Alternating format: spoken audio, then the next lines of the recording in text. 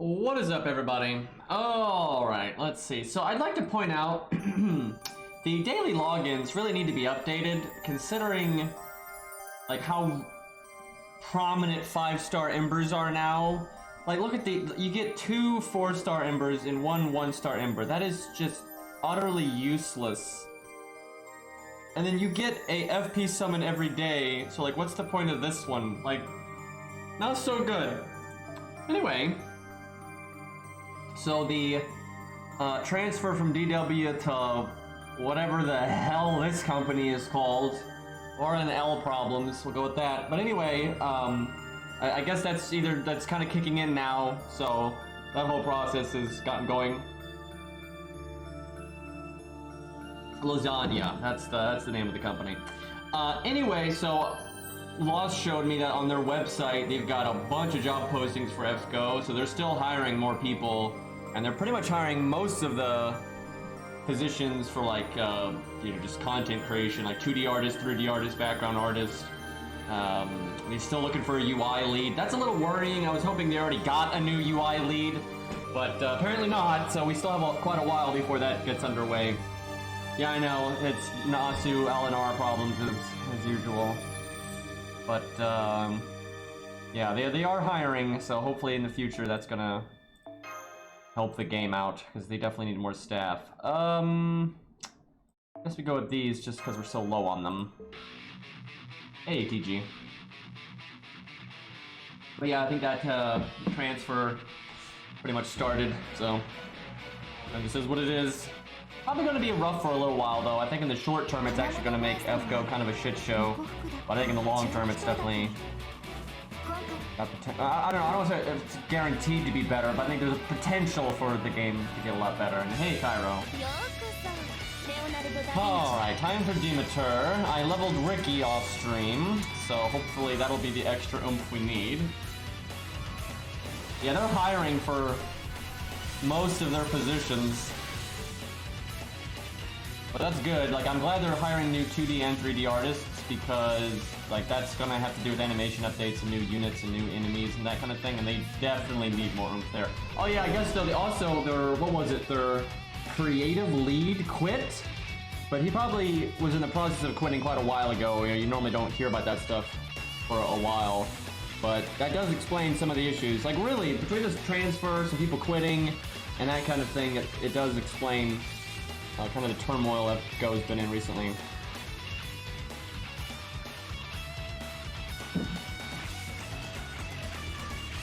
Yeah, I actually agree that FGO is in pretty bad hands. It's hard for it to get worse. It's either going to stay the same or get better. Hopefully better.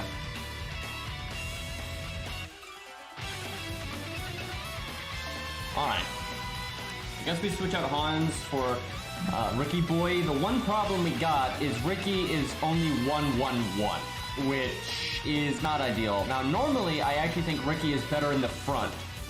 Like, the recent video I made where I made quite a budget setup to beat this, I used Ricky in the front, and I really think that's for the best, because he just loops better than Ushi does.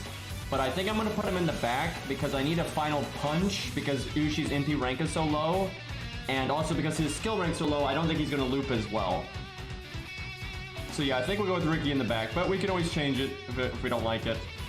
I actually want to look at something. I want to look at Ricky's NP gain from being attacked versus Ushi's, because Ricky might actually get his NP easier than her. So I want to compare them. She's obviously got the NP gain buff, so you got to take that into account, but her ranks aren't very high.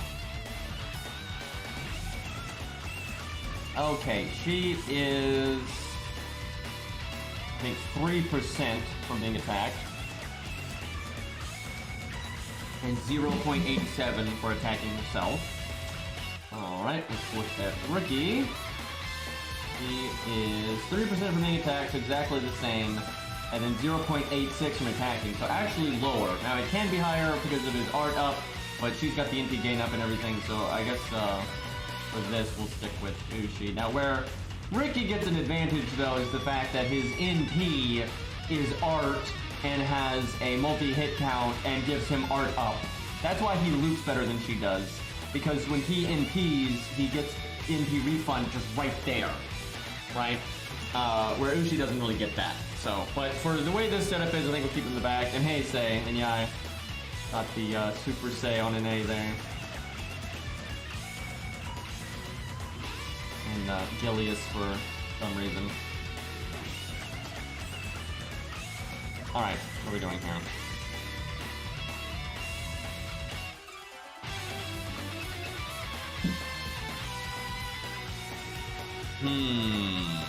We don't have a lot of team cost to work with here. Super Zoomer, yeah. This is okay, but it's not much in the way of damage. Well, I guess we'll go with that just for the team cost. But if this just utterly fails, we might play around with putting Ricky in the front. I also might play around with the Switch Mysticode again, just because of how unreliable this setup is at getting Ushi's NP in time. Where if you do the Switch, then it's basically guaranteed. You just have less peak value, which is quite noticeable. The Switch Mysticode does almost nothing in this fight outside of the Switch. The stun's okay, but it's definitely not as good as having a hard survival skill. Also, because our Switch Mysticode is not leveled, the attack up is pretty weak. Oh,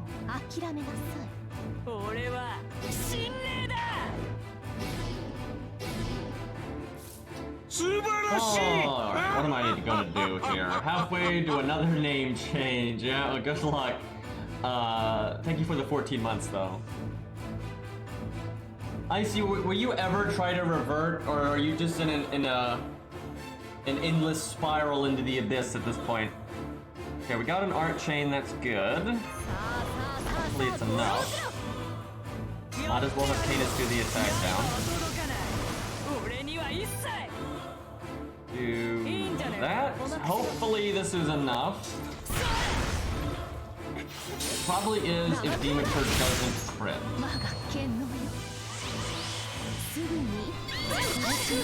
Okay, actually it'd be enough even if we crit, although it's really bad to take that much damage.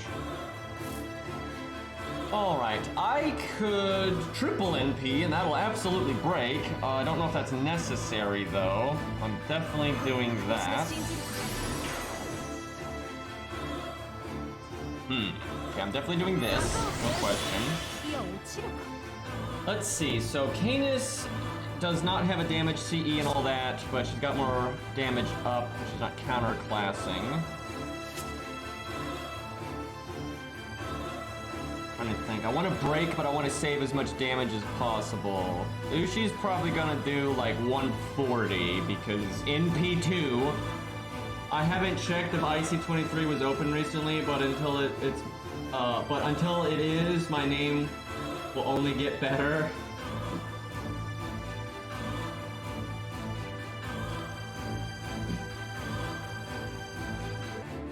So if we're doing 140-ish, 135 to 140, we'll need a decent amount of damage. I think we just do Martha's to be safe. Do I do Martha's art card to try to get her thing again, or do I just throw out a Canis card for more attack down? Quick charges on this turn. I think we go for the refund. Besides, she might actually crit with this.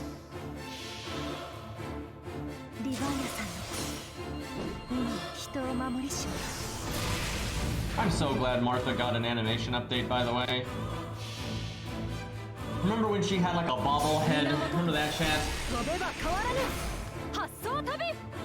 Now, Leonidas, Darius... Oh wow, it's 177. A bit better than I was thinking. Although some of that's actually because of the defense down that Martha just applied. But yeah, Samson, Billy the Kid, Darius, Leonidas...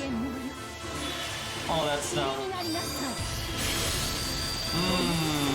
Why you gotta fucking crit me like that? Damn it. And actually, I wanted Canis to live. I wanted Canis to die to this NP.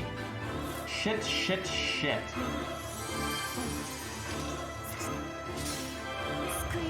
Let me think. I knew she was gonna remove our buffs, but I didn't think she would kill Canis. But I think it's because she crit. Could really use a crit down ability here. I want to do the art chain, but I really don't want Martha dying yet. I guess I do the NP seal. And we'll... Kind of a YOLO, because we didn't make a lot of stars, but I'll do that. 60% crit chance.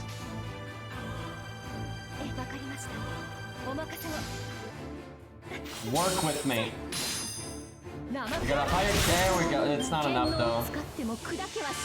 Oh my god! Why do I always forget that? We did this last time when we did this. We didn't do the stun. We did the NP seal. We did that exact thing. Okay, so we can't have Canis die like that. That ruins everything. Because there's nothing I could do. Like, it wouldn't matter. Even if I didn't NP seal, it wouldn't have made a difference. Like, we can't have that turn happen.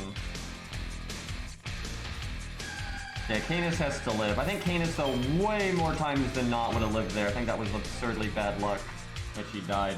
What's not bad luck, though, and was actually good luck, was the fact that we got an art chain, and we actually need that.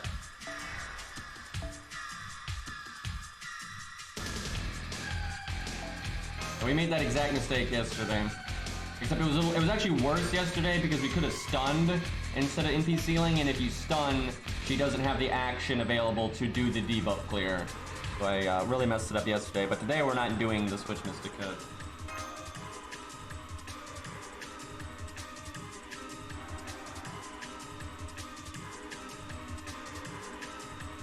I could use the evade on Martha there, so Martha would live. Caster Martha, but I don't think it's worth it to use the evade that way.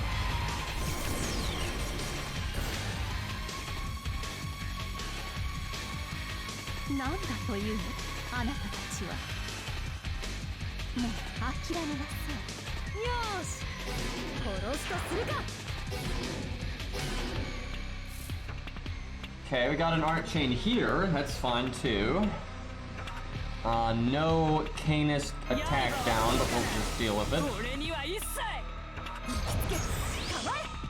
I've got enough damage on the NP turn. I should not cast Charisma on Ushi, because then I could save it for after the debuff, or the buff clear that the boss does. But it's not always going to be an easy break here, so it's kind of can. Okay, don't crit me, please.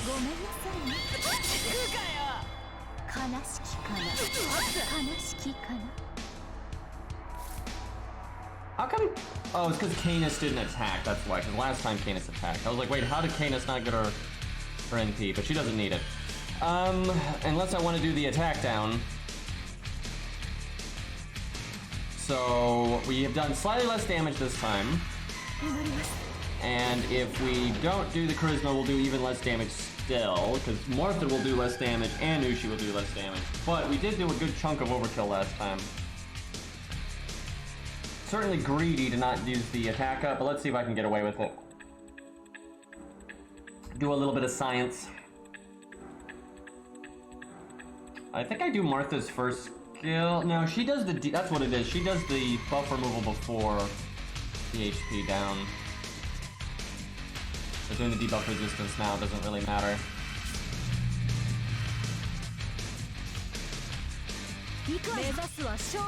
Guess I do Ushi's quick card, because Ushi repeat NPing is more important.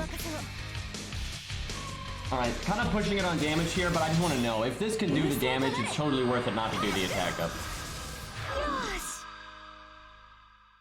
Yeah, we're definitely going for the greedy play right now. I just want to know if we can, because if we can, you know, I can get a little bit more damage later. And maybe even make those crit stars. Okay, that's good. That does enough. The only time you might not be able to do that is if you don't have Martha's NP. Because then you don't get the defense down either. Okay, please. No crit. There we go.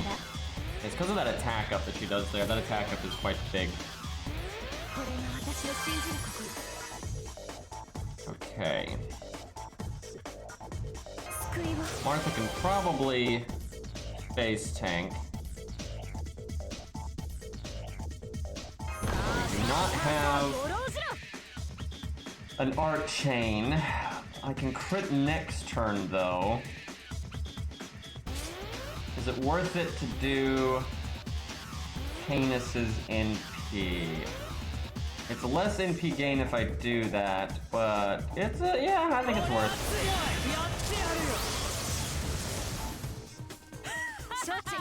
it's risky because doing the art quick art is a pretty significant amount of extra NP gain, and that can make a difference. But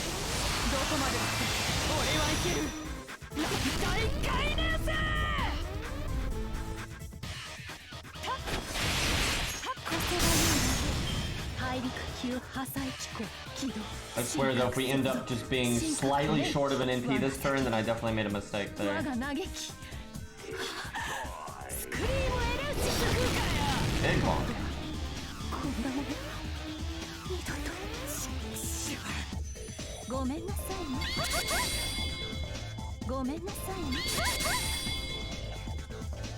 Do I want to heal Martha? Oh my god, we would have gotten our NP. If I had done art, quick art, we would have gotten the NP, because you only got to get to 79%, and then you'll round up to 100 from the 20% battery, and we're at 77. So that art card first absolutely would have made that difference. And now we're just gonna whiff these art cards here. I guess we go ahead and do... I think we go ahead and do Martha's NP, just to get the heal and get it out of the way. Maybe I just take these crits now, even though the NP gain is completely pointless. Just grab some damage.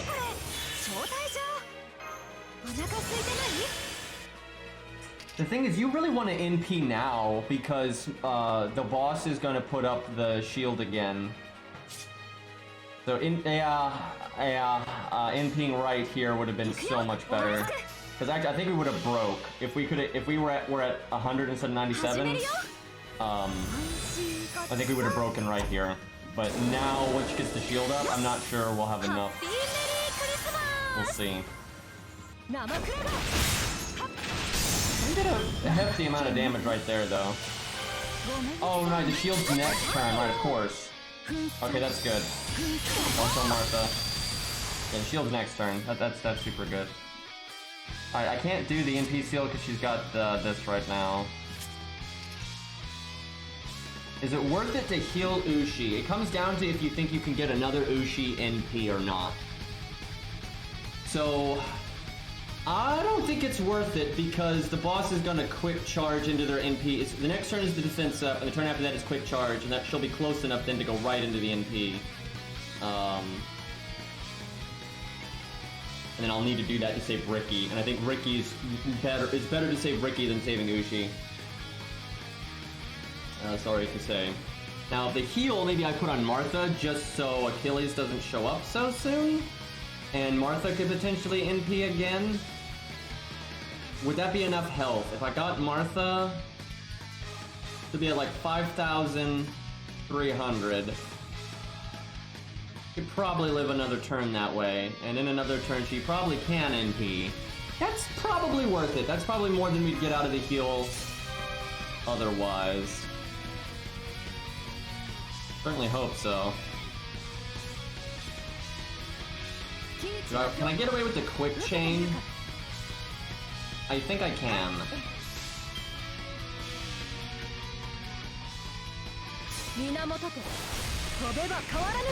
Martha should get the NP from being attacked. Okay, that's enough damage. Oh yeah, oh fuck, she just gets it right now, alright. Thank you, overkill and crit. The overkill and crit combined actually is a pretty massive amount of NP. Alright, I need Martha to live here. Martha's definitely dead next turn though, because next turn's the attack up one, I think. Okay, we might as well do the NP seal. Alright, if Martha NP's right now, she's not going to do amazing damage because of the defense up nonsense. But she's going to be dead next turn, so just take what we got. We'll do very little. If she had her skills maxed, I think she could actually do her buff removal again by now. And that would be incredible. But that'll at least slow down the healing a little bit. But she can't actually NP. I don't know, maybe NP sealing wasn't a good idea. because I could have had her just kill everyone right there, and then Achilles wouldn't have to deal with this NP. Yeah, that was a mistake then. Now I kind of want to save Ushi. Ushi'd have to be able to NP next turn for that to be worth it. If she had gotten an art card, she definitely could, but she didn't get an art card, so I'm thinking no. I guess we don't save Ushi then. That's kind of unfortunate. Yeah, I should have let the boss NP.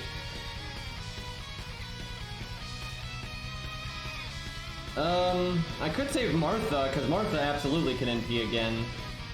But I don't think it's worth.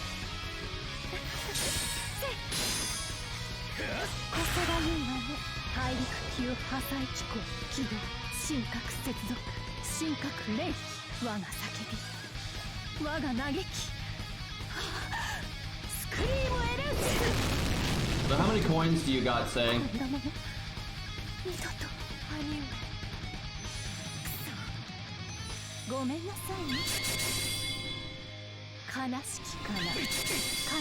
Now, I think this might be the turn she does the attack up.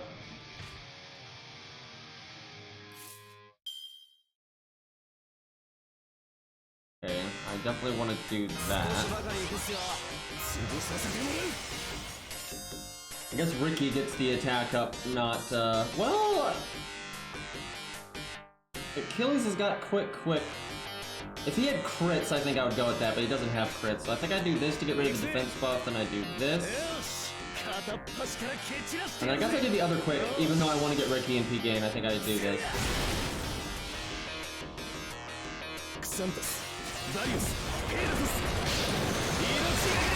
540 right now? Jeez. Not bad. Can I just have 542 coins?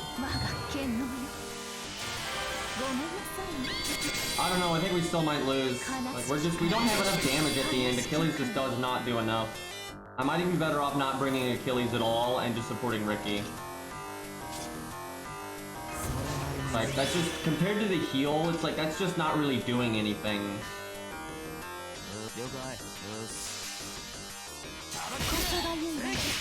Because, like, I think Ricky's MP probably would have procced the guts here, regardless. Okay, that's bad, though. I have to get one of Achilles' cards to get rid of the defense buff. Yeah, I think we lose. Also, she's gonna NP this turn. Okay, Achilles got one of the things at least.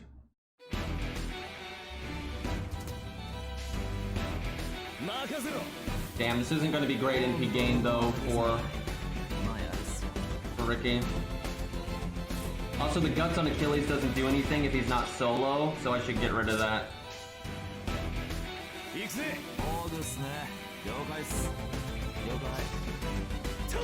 Yeah, I think we lose.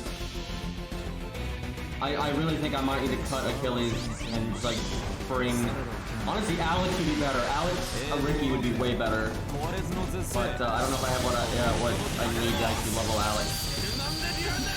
But I might bring like a support for Ricky. Like, if I could just focus on Ricky multi-NP. Fuck, that only did 77k. That did 0. How big is that fucking damage cut? Jesus Christ, but we're so fucked now. That damage cut must be huge.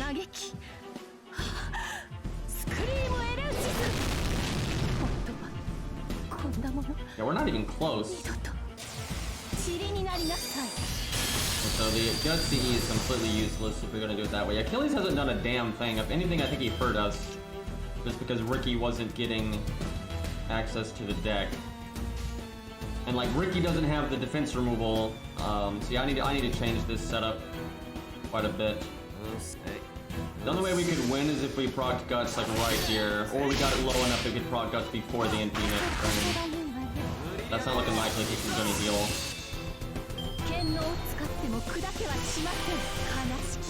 Yeah, it's over. That's annoying, man. Achilles isn't doing anything. Like, it sucks to have such a good rider, but he's like literally not helping. He's actually a negative.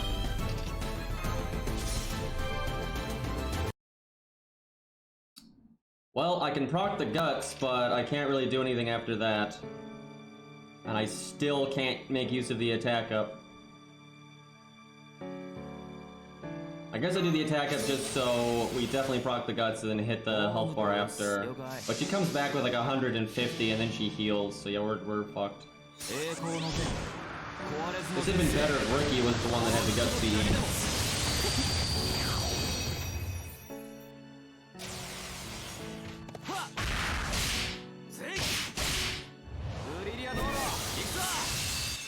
Yeah, maybe if we somehow got our NP there. No, it's that turn, and he doesn't have the defense removal. Man, I can't believe Achilles got that little value. Like, that's crazy. We'd actually have a chance if he had the defense removal command code, I think. So Ricky's way more important than Achilles. It's not even close. Man, I needed Alex then. I should have leveled Alex. I thought Achilles would be good here, but he's really not. I mean, he can be, but with this setup, no way. Alright, we gotta switch the command codes around then. I might still need to use him just because I don't have Alex, but if I use, I don't know. He adds so much RNG having Achilles in the back, because you don't get reliable NP gain on Ricky. I might switch it for, like, Hans or something.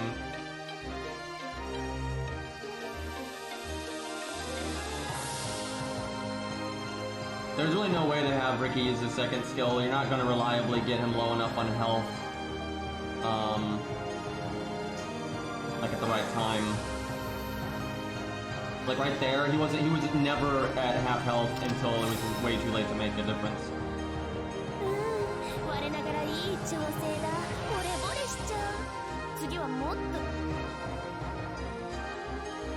Where is he? There we go. Okay, definitely art cards.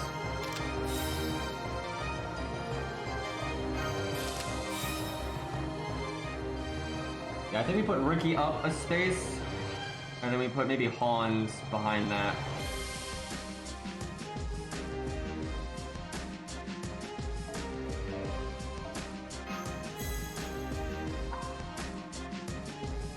I mean, loads of units can solo this. Like, almost like every rider in the game can solo this.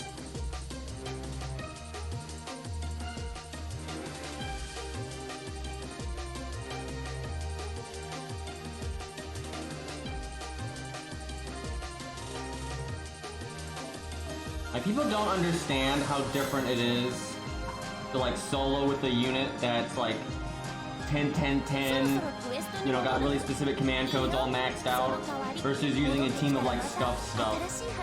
Like, it's just, it's not applicable. It's like Ozzy can solo this, Quest can solo this.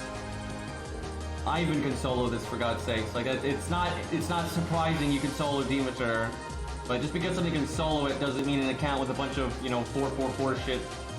Like, a lot of fights are easier to solo than they are to do in a team, by a lot. Now, that's not always true. There are absolutely times where soloing is harder than a team. There's some really fucked up solos out there. But, like, when you're soloing, you get the anti-defense command code every turn, for example, if you want it. Right? You can get the anti-divinity command code every turn. You're always going to get your max NP gain. Also, I gotta stress this, especially against AoE bosses. AoE bosses are especially easy to solo because you don't gain the benefit of being in a team against an AoE boss. Like, because the boss is hitting everyone at the same time. So there's no benefit to having 3 units out unless those 3 units have really good synergy, because you're getting all the negatives, right, of a team where, like, you're not reliably getting the art cards of the unit you want, or you're not getting the buster cards of the unit you want, or whatever it is. But then you're not getting any of the benefits of being in a team either, because one of the benefits of being in a team normally is that enemies' damage is spread out, you can protect a specific unit with taunt, that kind of stuff. But when the boss is AoE, taunts don't really do anything, and you're not, the damage isn't being spread out. Everyone's taking the same, you know, damage every turn no matter what. So AoE bosses are, like, especially easy to solo because you're getting rid of the the negative there. You're losing the part where you don't get access to like your deck reliably and all that kind of stuff. So your best unit is gonna get their NP faster. They're gonna get their cards every turn. You're gonna do more damage generally. And the only time teams will really wreck a solo is when you're using the meta supports, because the meta supports give you so much battery that you don't need to get the art cards of the unit that you're wanting to NP with multiple times, right? Because the supports will give you the battery to just get it. And then they'll give you so much damage up that you don't need to do a Brave Chain every turn. You don't need the extra attack every turn. But yeah, if you're not using those kind of broken ass supports, being in a team a lot of times is a negative. It's just like a lot of accounts like this one. This account doesn't have a unit that is so upgraded that it can really solo. You know, Achilles is 3-2-5. Right, Ushi's, let's see, she's like 4-4-1. Right, Ricky's 1-1-1. None of these things are going to get even close to soloing, even though if they're maxed out, they could.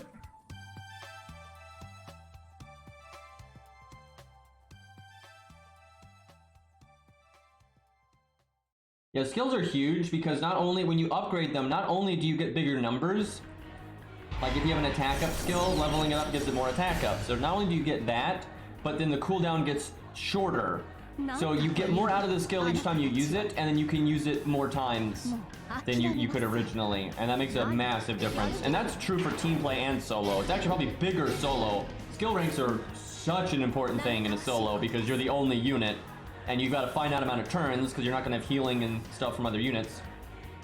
So you need to be able to maximize what you can do with the turns that you have. So you got to hit like that critical, massive value, if you will. Now there are boss fights though where it's the other way around, right? And like AoE bosses, I mean, really are generally easier to solo than in a team, although it can just depend. But there are definitely bosses where it's the other way around, where the boss can just like destroy a single unit almost no matter what you do, right? They might have like Pearson vulnerability on their NP, but their NP single target, stuff like that. So in a solo, a lot of units just can't deal with that. You just can't. There's no way. Like if you don't have a kit that counters, Pearson vulnerability, like buff block or something, you're just dead. You're just dead, and like a solo unit wouldn't be able to win fast enough before the NP comes out. But in a team, you can just do taunt, right? You can just have Mash tank it or St. George tank it or something like that, right? So it just depends. Some fights are like laughably easy to defeat in a team because certain like key support units just make such a big difference. But then there's other fights where where soloing is the way to go. It's weird, in my time playing FGO, which has been quite a few years, I've seen both extremes. I see people like raging out saying like, oh my god, solos are so easy, why do people care about solos? Like solos are just the easiest thing, they're so much easier than a team. And I've seen the opposite of that too, right? Like, oh my god, Castoria, blah blah blah blah. And it's like there's nuance here. It's context specific, it's case by case thing, it's a team by team thing, it varies.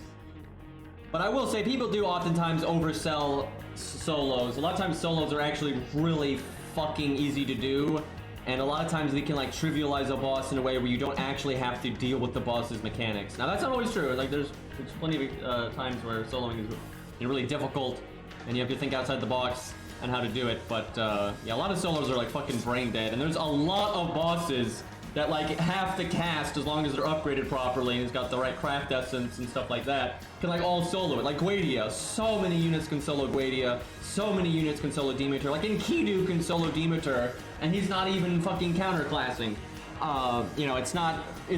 Demeter is actually a pretty easy boss to solo because she's like susceptible to what a solo is, where the unit she's fighting is getting max NP gain every turn, and then she gives them a lot every turn because of her hit count. But then her AoE attacks are only hitting 1 unit now instead of 3, right? So she's just really susceptible to that. Guadia is ultra susceptible to solos, because same thing, he's AoE, he's got a high hit count. If the enemy's getting a maximum damage and NP gain per turn, it's pretty easy for him to just melt. Alright, there are just some bosses that are super susceptible to it. Because Guadia's been soloed more than like any boss ever. It's like such a huge roster can do it.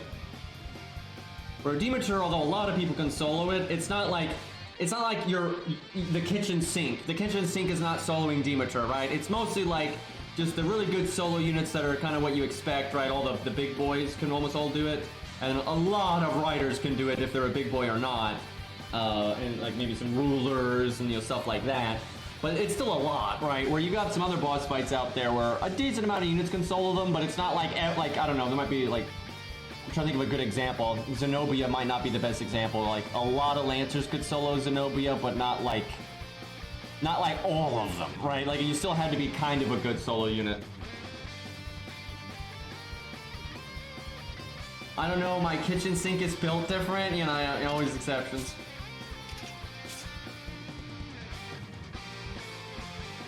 Okay, do this. We have a Canis art card, negative. Kinda wish we did, because then get the attack down, but... oh well.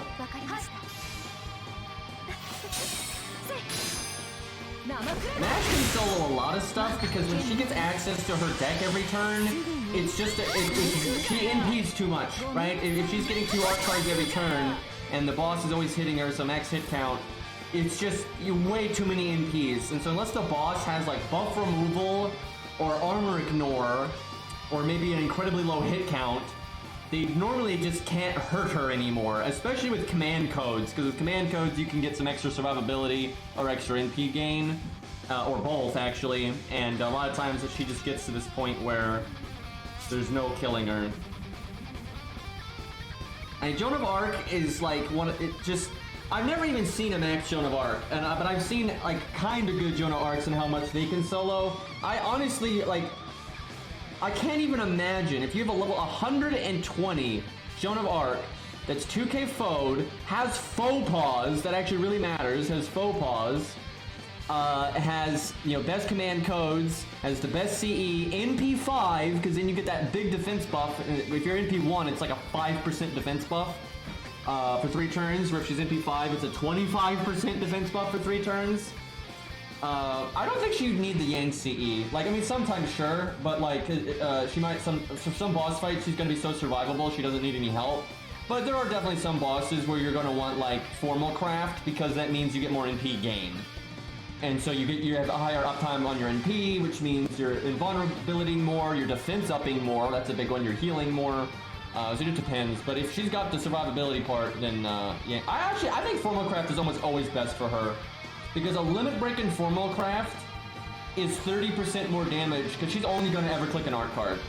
So you don't really need the 40% damage from the Yang CE. It's only a 10% damage difference, but then you're getting 30% more NP gain. Like, that's huge.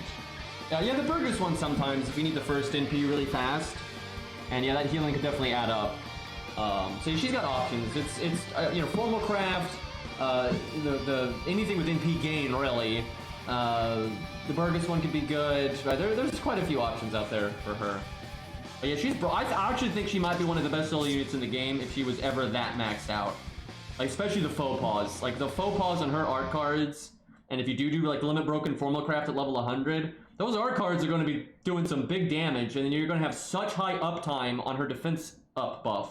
Right? Between the defense up buff, her being a ruler taking half damage, and vulnerability like every other turn, healing constantly, like, she's not dying unless the boss has some pretty extreme gimmicks. Like, I really think she's one of the best solo units ever. It's just, I've literally never seen someone upgrade her that much, and most people don't have the patience for that. Like, she could solo the anniversary quest with Saber Altar, but you had to sell your soul to the devil to do it because you were going to be there for like an hour and a half. So, yeah, you don't really want that. Although, if you could probably do Saber Altar pretty quickly if you did have all the Joan of Arcs that soloed it weren't really that upgraded. Like, you know, they'd be like NP2, level 90, you know, crap like that. You know, they were never like super. They weren't 2k foed and all this crazy shit. So you might be able to do it in a bit more reasonable amount of time if you got really maxed out.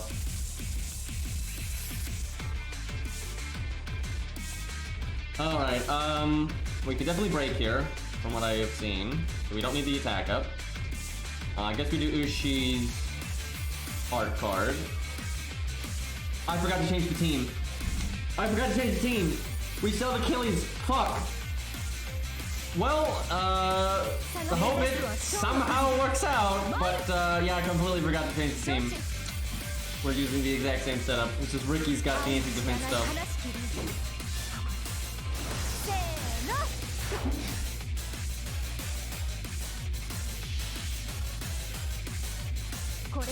I think one of the best ways to deal with Saber Alter, if you're like, you don't have rare stuff, you don't have rare archers, you don't have strong supports, is just double David and then like a taunt line of casters. Like the VC Brawn in there, definitely. Caster Coup, that kind of thing. That works extremely well. It's also really slow. But it's one of the more reliable ways to do it if your account is really weak.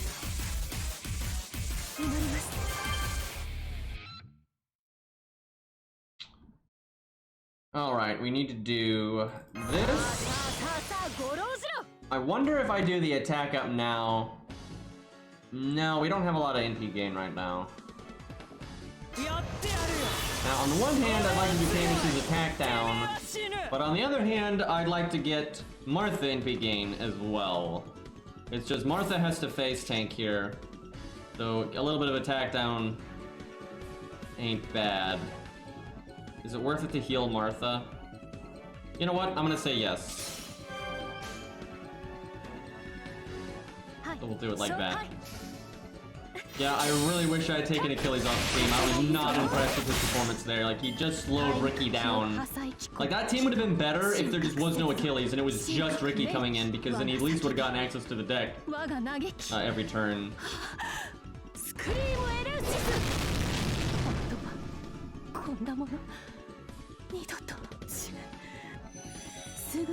Okay, this is the turn, I think, where she removes the debuff.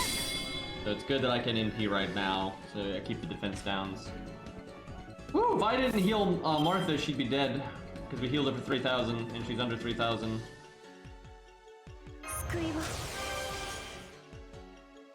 Okay. Wish she had gotten an art card. But I think we'll take the... Do we take the crits? I mean, she'll probably break without the crits. It's just if the quick card crits, it means we get, a little bit of NP gain. Let me see if she happens to get a 40%. 40%. It's all about the NP gain, so I'm trying to think. I guess I do it just because I want Martha to NP. That's the thing. So getting the crit at this point is just a bonus. I probably should have done a Martha card actually, because Martha might not be able to NP. And if Martha dies, it kind of sucks.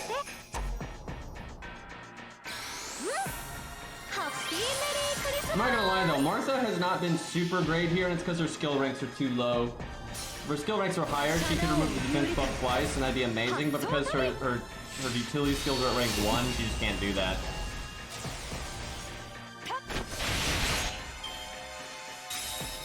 Debuff clear is nice though. But you can accomplish this with like Alex and the anniversary, not anniversary, damn it game! Like Atlas. I just could not remember the name of that mystic code, dude, even though I use it like all of the time. How do I still not have Ushi's art card? Because now the deck's gonna shuffle. Do I just take the crit turn? Ushi's got crit buff though. And that sucks that Ushi didn't get her art card between those 2 turns. She has 2 art cards. No, that means they're both in the 3rd hand, and it's pretty unlikely that we're ever going to get to the 3rd hand. Well, we might, but it's kind of too late at this point. Okay, this is the NP turn. Now, last time I did the NP seal, but I actually can't do that even if I wanted to because she's still got this.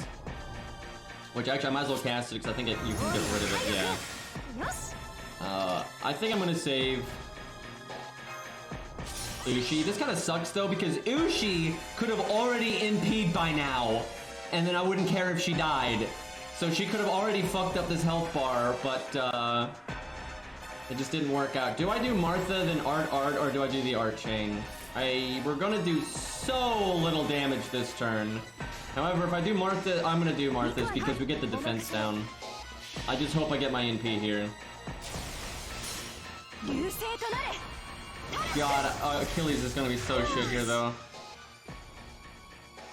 And the reason Achilles is shit is because the boss is AoE. If this was like a normal boss, then it'd be fine. But because the boss is AoE, you know, you're not slowing down the rate of how the other riders die, and you're slowing their damage down. So that's why he's not good. Now, that doesn't mean he's bad in every team ever in this fight. He's not, but for this setup, he's definitely bad.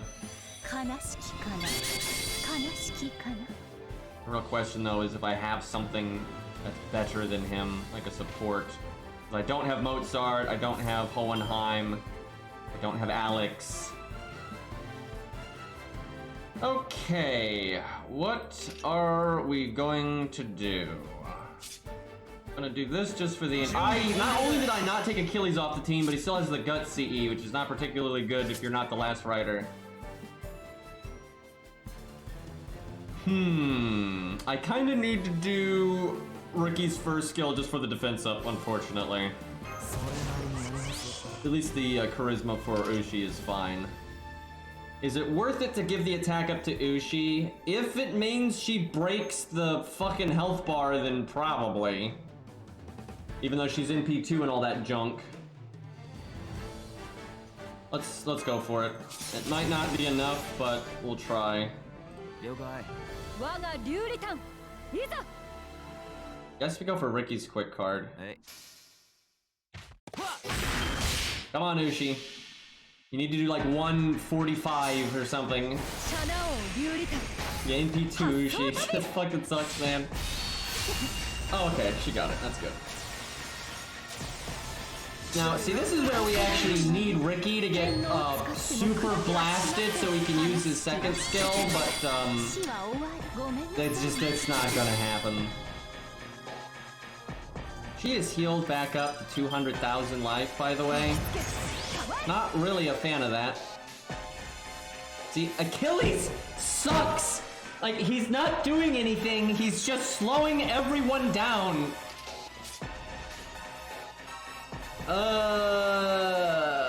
I guess I art chain for Achilles. Yeah, Achilles is slowing everything down. Pin took over the stream. Yeah, this is actually Pin's propaganda. I think this is the defense up turn, which really sucks actually.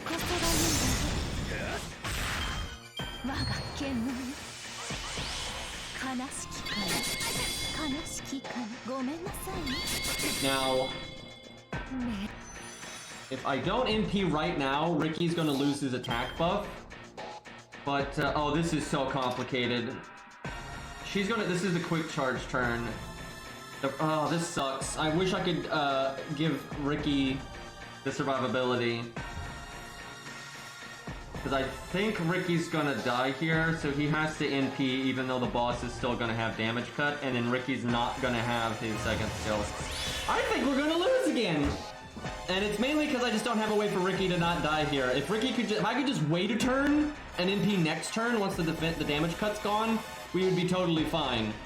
But I can't do that, I don't think. I can get rid of the defense buff, but yeah, what if Ricky lives here? He's got defense up. What if Ricky lives here? I mean, he might. If this was one turn, if I could heal him, I'd be very confident that he would live. I could try to go for a loop, but that doesn't seem very likely.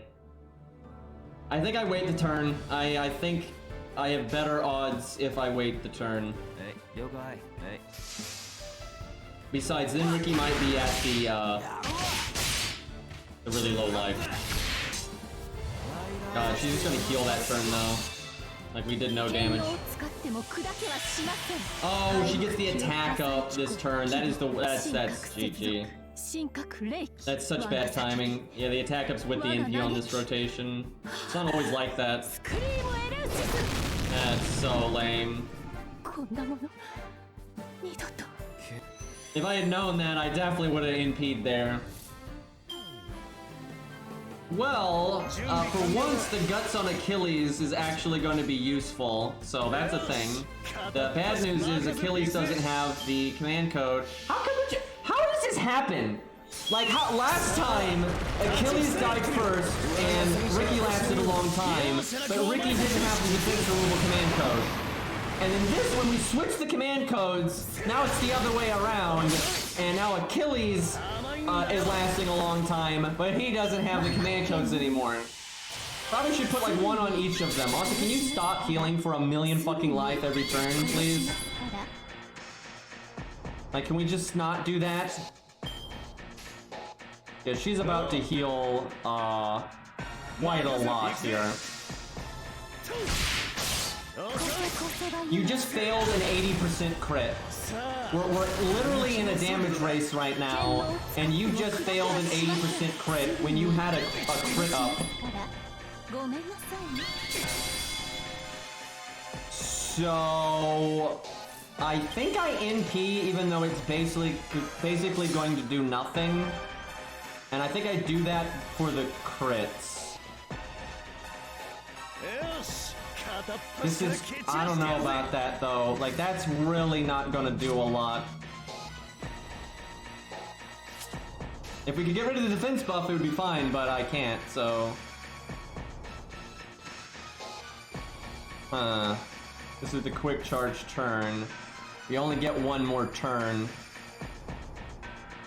I think I NP. It's gonna do very little, but I think I NP to just do what little I can to slow down the healing, and then hope I can win the crits next turn.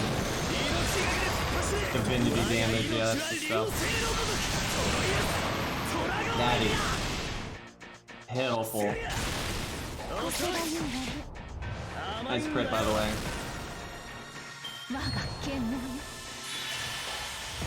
This is such a bad rotation that we've got it synced up with her NPing with the attack up. That is so bad. Because you can actually face tank an NP otherwise. We're dead. This was winnable if just the command codes were on the other unit, but that's how it was. It was the reverse of that last time. That's incredibly frustrating, I'm not gonna lie. Because it's basically random which one of them lives, I think. Hey, look at this. Look at this. This is so close. If Achilles just had the defense removal command code, we would have won. Like, absolutely. Like, between those, like, 3 turns where we didn't get rid of it, that would have definitely done 29k damage.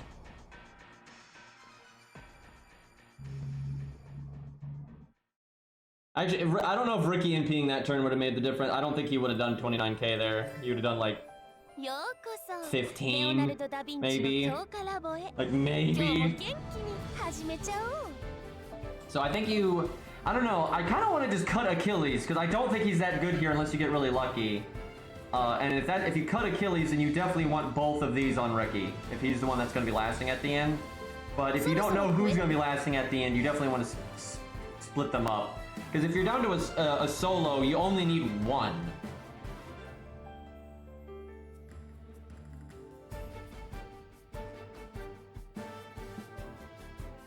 This is so annoying because the ending is just so random. There's really no way. It's random. Like, there's no reliable way to pick. And then I gotta think, if I didn't bring Achilles, I would probably bring Hans. I might try with Achilles one more time. We'll split up the defense removal.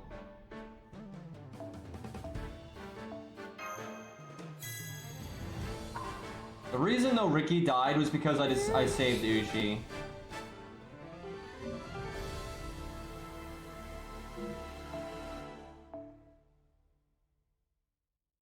David sucks for this setup.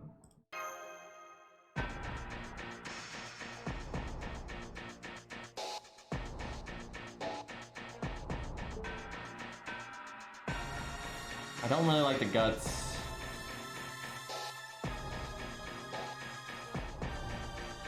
Could have done that, honestly, because that just gives you inherent armor ignore. And also just do origin bullet so that unit just does a lot more damage. Wait, does this account have origin bullet? Actually, I don't think it does. That's unfortunate. Yeah, I want oomph then. Sadly, that's like the most oomph we have available.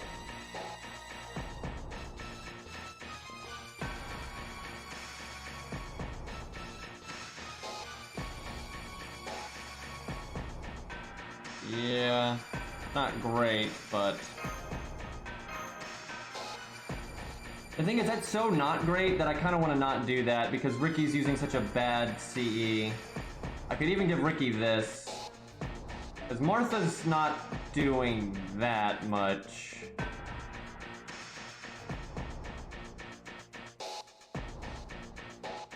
Is that worth it? It just kind of depends on what happens. Like, whichever one lives longer should have that CE. The only reason you might want to do this, though, is in case this makes it so you don't actually break at the beginning without charisma, because that would be really bad.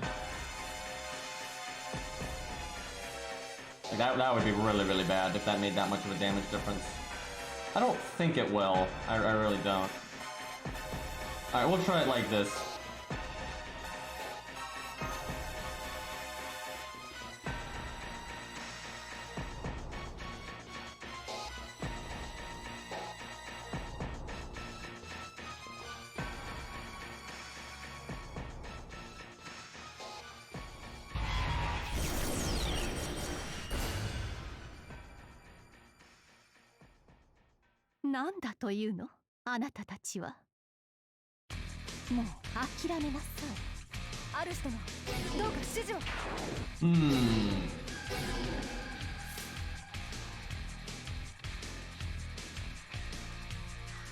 Pretty bad opening hand. I actually think if you get a hand like this, you just lose with this setup. That's kind of why I like the Switch Mystic Code, because you could at least guarantee the beginning went well, but the Switch just did so little in the long run.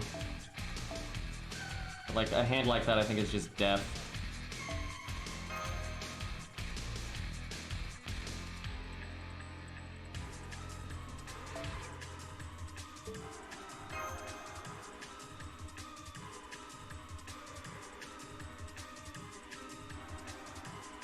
Because what always happens if you don't get Ushi's MP on turn 2 is then you end up having to break on turn 3. It's so annoying how that works. It's fine to break on turn 1, it's fine to break on turn 2, it's fine to break on turn 4. You just absolutely don't want to break on turn 3. And the way Ushi works, if she's not working with like stronger supports and stuff, is it's just so likely that she breaks on turn 3 unless you have like K-Scope or something. I could try Cope Scope, but I don't, like Cope Scope is just, it's so bad in like hard fights because it's, unless it's support, because it's just so little damage. You get no attack, no offensive stat. Like you get such a huge drop on your NP damage.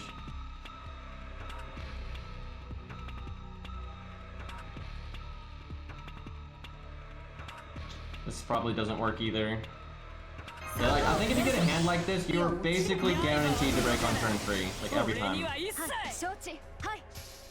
And see, I could do if I had like stronger support, because I could just stall at the beginning and go for a break on turn 4, but I don't really have the supports for that. I could probably do that though if Martha was 10-10-10. I actually think that would work. Yeah, see, you want this hand on turn 1.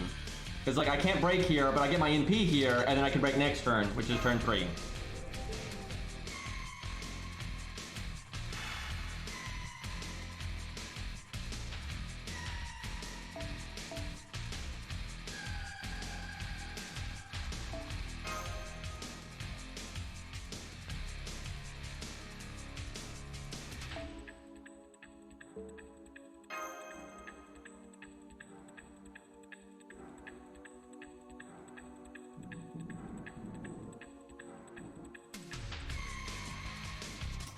Come on, game, give me something good here.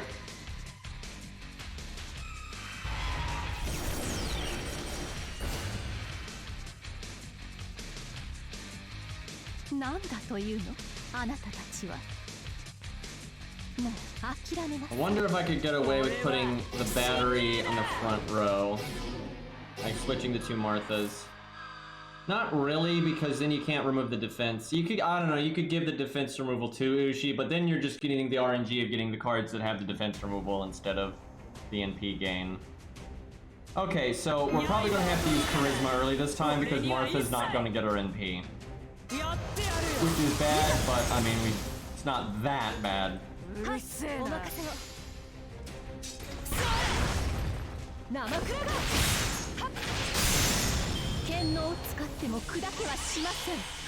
about that is now we go like way overboard on the NP gain, and then we got crit right off the bat there. If I'm gonna heal with the Mystic Code, I kind of want to heal earlier, just to min-max the cooldown.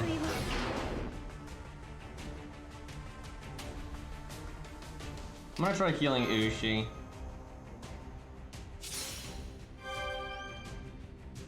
Okay, Martha can't NP, but we could actually Ushi Brave Chain, and maybe then we wouldn't need...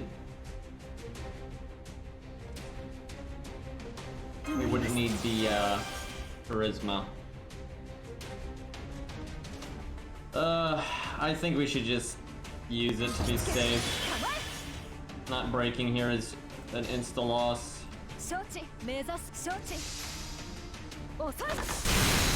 Okay, because she just got a lucky crit, we didn't need the, we didn't need it, but we only really crit because we made the stars from the second skill, so... Martha is really good for this fight. She's just not really prepared properly on this account. Her skill ranks are... Two skill ranks that matter are both rank 1, so she's a lot worse than normal. She's still good, but she'd be so much better if her buff removal skill especially was higher rank.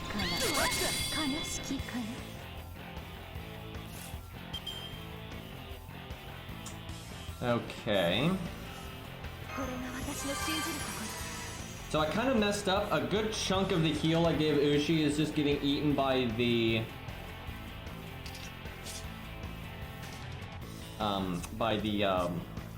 max HP down. That was kind of a mistake. Okay, we got like no Ushi NP gain this turn, unfortunately. I think we do that. As sad as it is, it's the most NP gain I can get. I actually could level Martha's skill some if I use my Pure Prisms, but I want to see if we can do it without.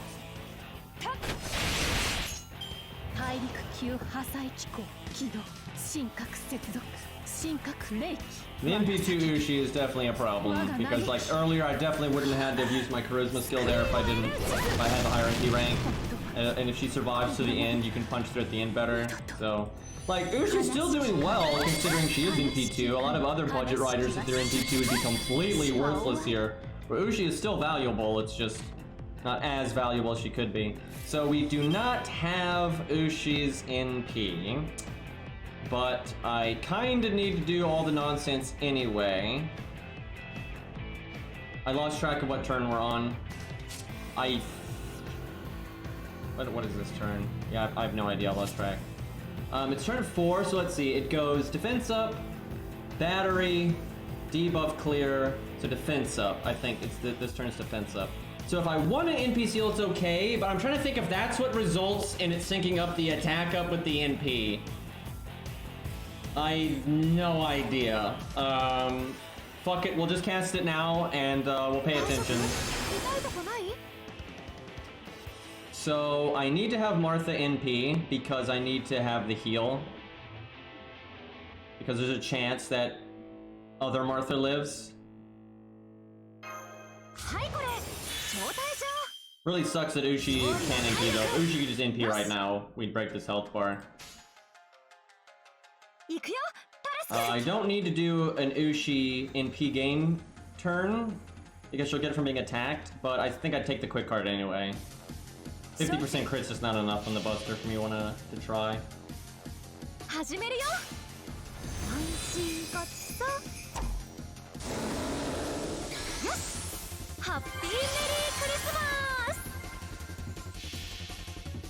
Hoping Martha lives here. Need her to buy me some time. You really need to have broken though by now. Fuck, no, it's the clear turn. That sucks. But yeah, you want Ushi to you want this NP going into the next HP bar. Yeah, this is looking pretty bad, or we're going a little slow here.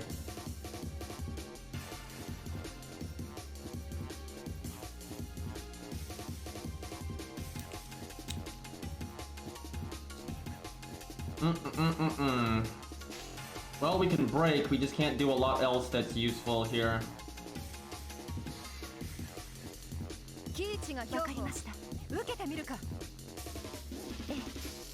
Trying to think if we save Ushi or if we want to just try to have Ricky MP twice.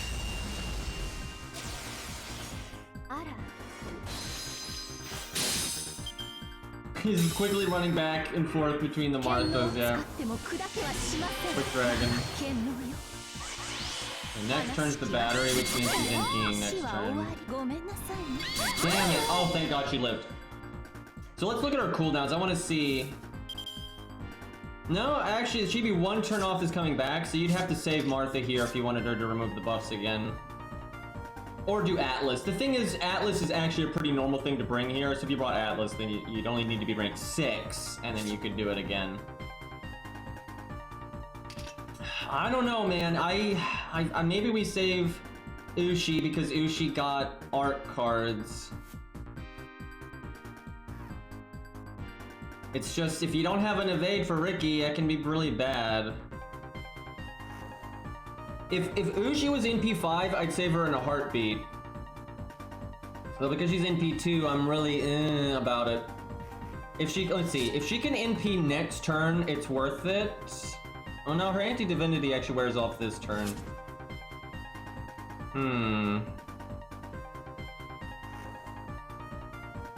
I honestly don't know. It's hard to just throw away. It's hard to throw away Ushi when you know Ushi can NP next turn.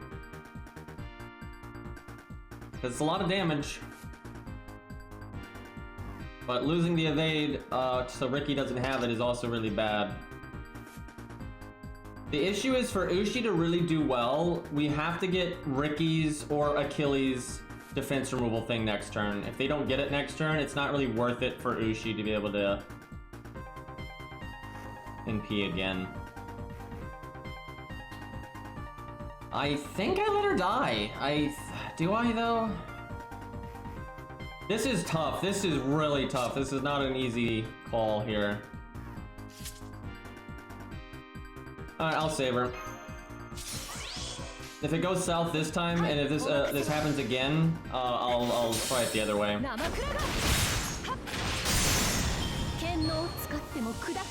don't know, this may not have been a good idea because it's not really guaranteed that she's actually going to get her NP here, and it's certainly not guaranteed that we're going to get the defense removal.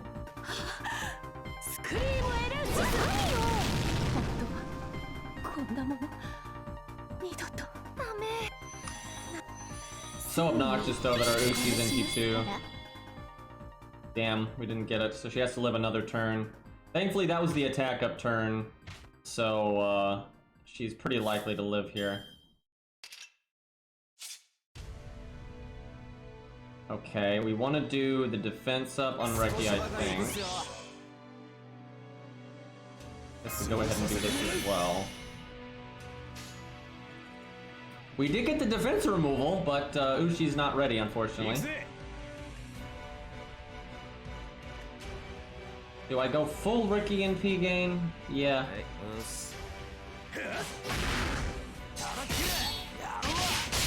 I could have done the one Ushi card to just guarantee she got her NP, but... Damn, Ricky didn't get it. Now, in one turn, Ushi can do a lot more damage, but I don't think we bother.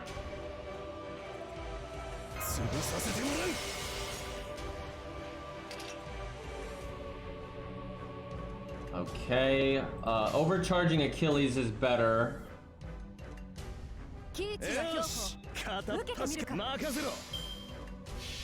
Dude, if Uchi was in P5, this would just be so much smoother here, because that'd be a healthy chunk of extra damage right here. It'd probably be like 130k or something. And with her healing every turn, you know, an extra oomph like that is definitely a big deal. Fortunately, Uchi is one of the only 5 stars that we don't have a high rank on. Only 56k. Yet another reason why I don't like Achilles here. I would actually like, I'm not kidding, I would rather have Blackbeard. Because Blackbeard right there would have healed Uchi, so Uchi would have lived longer and we could have gotten her attack up and stuff. Oh, actually she got her attack up anyway, but it's not reliable that she would have lived there. I was just lucky. Okay, this is the NP turn, so we want to save Ricky. At least Uchi can at least give Ricky the charisma. Like, that's not so bad. Oh wait, no, we can't save Ricky because that's right, we saved Uchi. Fuck. Fuck, fuck, fuck, fuck, fuck, fuck. At least we can get rid of the defense up. We can't get rid of the damage cut though. It doesn't wear off until next turn. Oh my god, and Ricky can't do his second skill. It'd be actually pretty awesome if he could. I could heal him, but because I think it's the turn that she gets the attack up, I don't think that will matter, so we heal Achilles.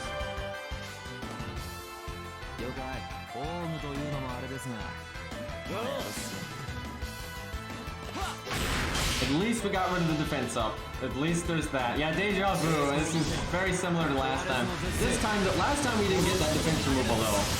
So we got super wrecked. But this time we got the defense removal, so it's a little bit... Whoa, okay, I'll take that.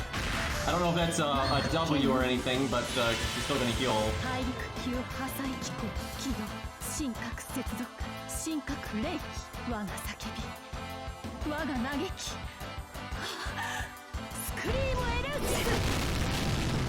Yeah, that's a dead Ricky.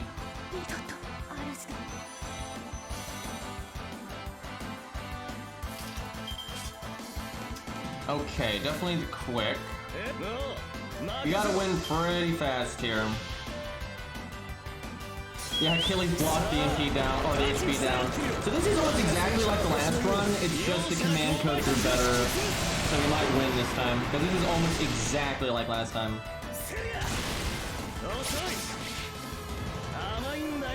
Come on, we just gotta beat an egghead. Like how hard is that? I wonder how much she's healed in total throughout the whole fight. And like by the end of it. Probably quite a lot, honestly. Like that last health bar is pretty tanky. Alright, next turn is the defense up turn. See, now I actually want these guts again because Achilles keeps living, so I think we might be able to win regardless though. It's gonna be close, but I think we got it this time.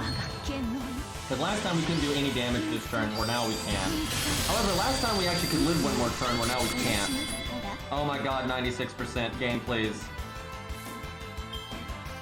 I actually think we lose, because we get NP'd now. And last time we had guts, but I took guts off. Also, I put this on a fucking art card, which means I have a really suboptimal turn. Oh my god, I think we lose. We might have won if I put it on the Buster card, but this is so bad. I actually think we do that, just hope for crits, I think. Wow, that's so little damage. Yeah, that's so unfortunate. Literally would have won that time if we had guts like before. That's so obnoxious, dude. Like, it just keeps coming down to these, like, really dumb little things. You have to be able to live that turn. You just can't do damage on that turn. Like, even if you remove the defense up, you just don't do damage on that turn. It's still absolutely worth it to remove the defense up because, you know, the defense up lasts 3 turns, but the damage cut only lasts 1. So we still probably would have won there, though, if we had gotten our NP. I really wish Achilles was not Achilles, though. He is getting so little value here. I mean, he's just getting so little value here. Like, Blackbeard would absolutely be better. Like, no question Blackbeard would be better here, because he'd make everyone else live longer. He would also live just as long as Achilles, because of the way his guts works.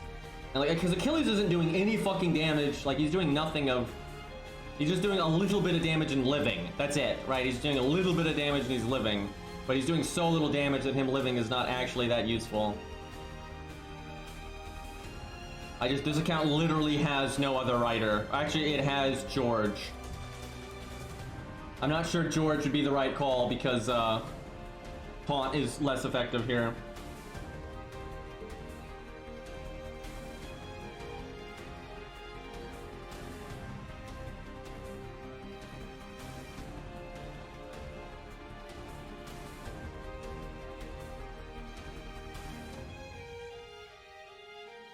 The thing, a lot of what makes Achilles good is just not applicable in this fight. Like, there's a lot of awesome things about Achilles, they're just not applicable in this fight because the boss is AoE and so on and so forth.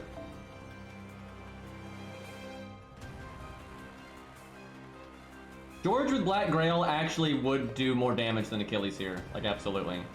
This account doesn't have Black Grail, but he will do a little bit more damage. Because Achilles is only doing 50k, like that's not anything special.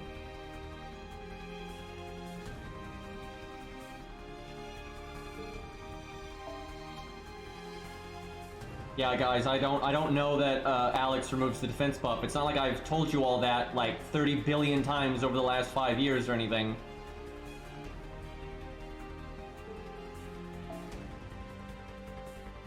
I might switch Achilles out just for a support, to be honest. The support would have to generate more than 100,000 damage, though. Like, if I had Mozart, I would do that, because that probably would on Ricky.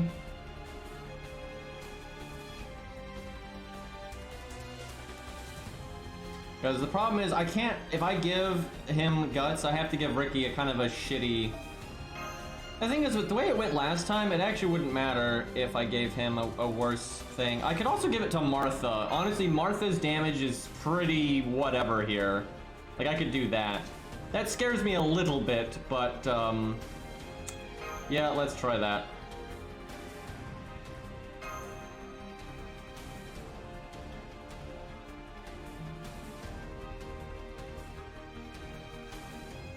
I'm surprised this account, though, is struggling this much. I didn't prepare for this fight very well, but I thought Martha would be enough. But it's mainly because Ushi just sucks. Like, it's kind of just a combination of things. We didn't level a few things that would have been helpful here.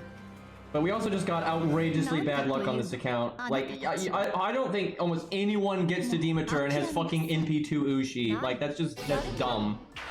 And then, like, Achilles is good, but he's not good in this fight, like, at all. The Herc account did this fight in one try, but that's because Hercules is a lot better than Stheno.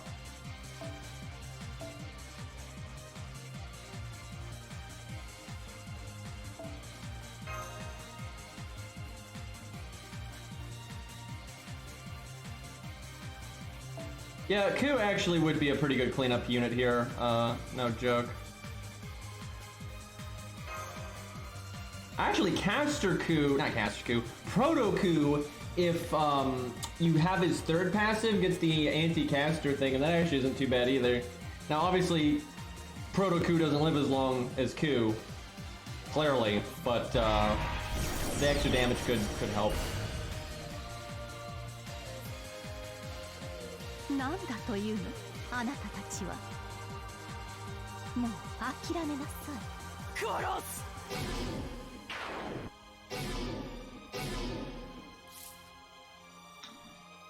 Okay, Martha actually gets to NP this time, which means we probably don't need to use Charisma. That's nice.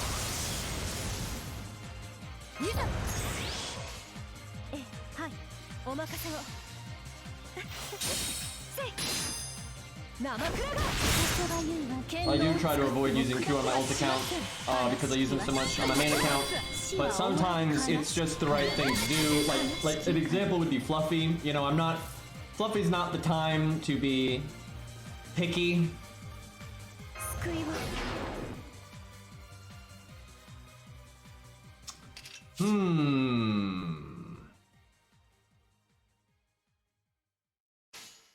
There's a part of me that wants to get really greedy here and try to get the first card, art card bonus, only use Ushi's NP and still break.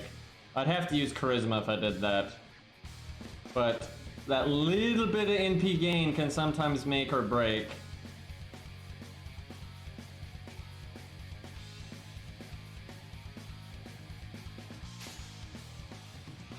Look, chat, I don't know why people are constantly saying, you know, like, should be using this, should be using that, does he have this, does he have that? It's like, this account has barely farmed ever.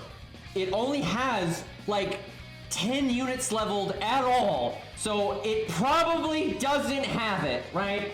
And if there's, like, an obvious pick that's good here that I'm not using, it's because I don't want to use it, or overwhelmingly, I probably don't have it. Because this account, I have barely anything leveled on this account. Because it's an alt account. You don't sit around farming on an alt account. Okay, okay. I really might be greedy here and try to get that art card mixed in, but it's a lot more reliable to just do the thing that you know is gonna break. And you still get a art card, it's just... Man, it would be nice if you got that little bit extra NP gain, because I've noticed sometimes you just barely don't get Ushi's second NP in time. This account is bad, but it's probably not the worst because the co-op account exists, and that is in the same boat in terms of having not leveled anything, because it's never done an event ever. I'm not exaggerating, that account has literally never done an event. And then it's, you know, got just the worst rules that have ever been conceived by man. The only way the co-op account could be more bad, and this would actually be so bad that you could not win, is if we gave it the CE restrictions from the 1 to 3 star account.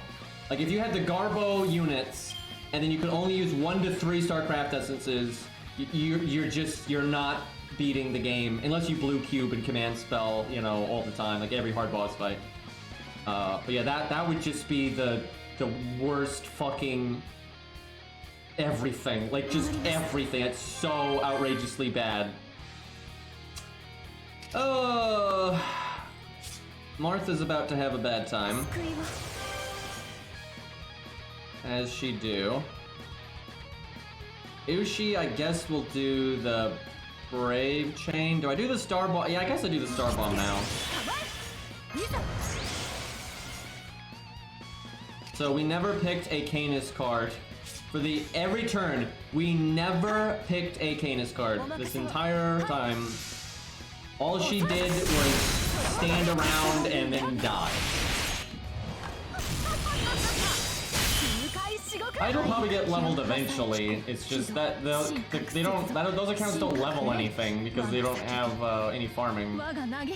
But the thing is, with the garbage accounts, in enough time, it's gonna level everything on the list, except for the things that we don't have, because some of them are like units that aren't, you know, easily obtainable. But like pretty much everything on the list will get leveled eventually, just because we have so few things to level, we might as well. Okay, Martha looking pretty bad. We can NP, but unfortunately, Ushi didn't get a single card.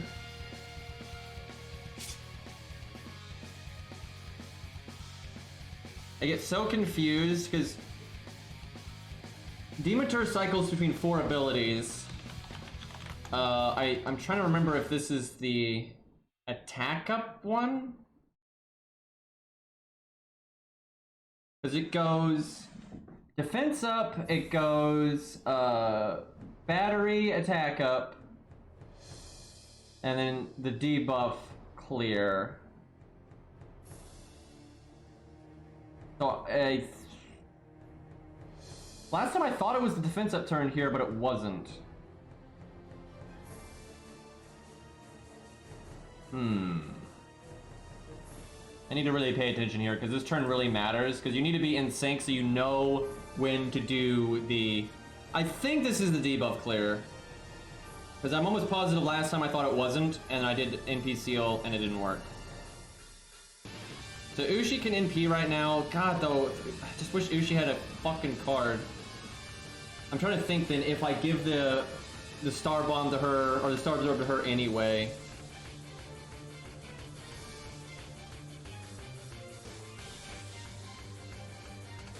Because I have to use it now.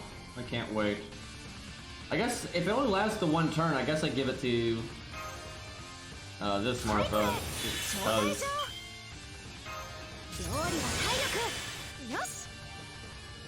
So I guess boom, boom, boom.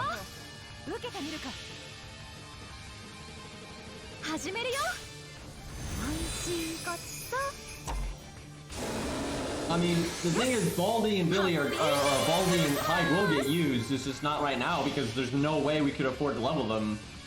Again, we've leveled like, I don't know, like 7 units on those accounts, right? There's just no wriggle room.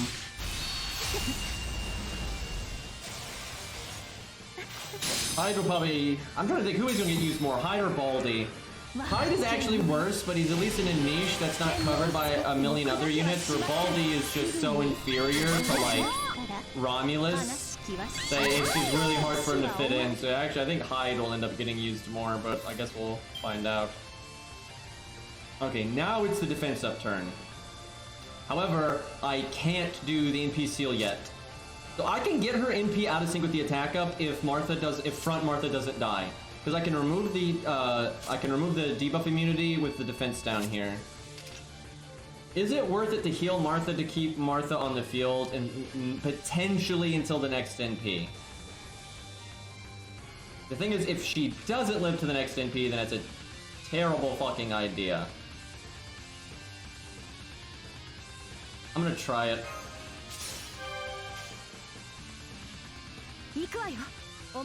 So I'd actually like to save Martha's NP, but I gotta get Ushi's.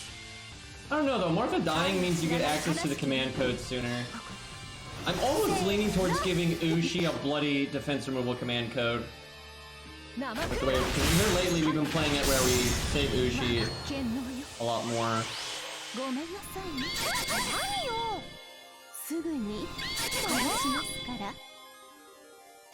Okay. Oh, she got skill sealed. That happens so rarely. That means she can't NP, she can't NP charge. What do I want to do then? NP sealing doesn't actually do a lot then, because this turn she wouldn't be able to battery anyway, and then she'll just battery next turn. But if I stop her from battering next turn, that actually makes some problems. That's really weird. Yeah, I don't think the odds of that proccing are particularly high. It's kind of there all the time at the end. It's just, I think the odds are really low. It's just, it has a chance to go off, like, constantly. Because, yeah, let me see, how long does the Confuse? It only lasts, actually, a set amount of time. So it might not go off. It's a chance that it just never happens. I could NP seal just for the defense down, I guess. It's either that or NP seal next turn, and then I really delay the NP, but I don't know if it's good to really delay the NP. You want it to be when she charges, she's not NPing, that way the attack up doesn't hit the NP. But with Martha and stuff, it doesn't matter. I guess I'll just wait a turn and see what happens. It's not like the defense down would do that much here. I should have healed Ushi. I absolutely should have healed Ushi. I'm not even sure why I did not think of that. So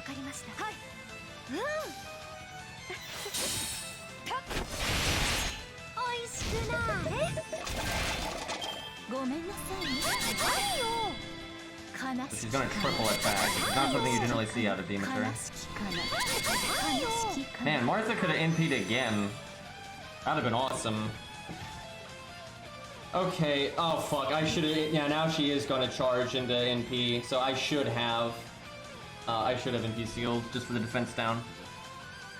Oh, this is not good. So I can save Ushi, but I don't think that's worth it. I think you just have Ushi NP without the buffs and you just deal with it.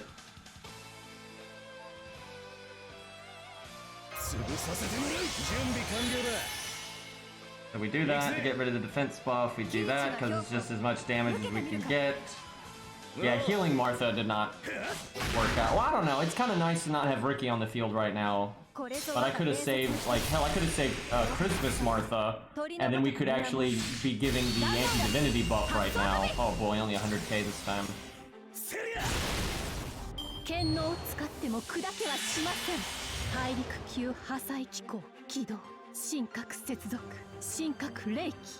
So the thing in the back of her head always makes me think of like a wind-up toy, which is pretty random because everything else about her design has absolutely nothing to do with that in the slightest.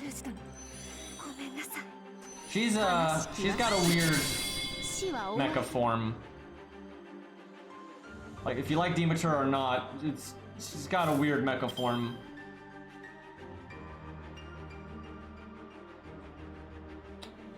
Well, what the hell do we do now?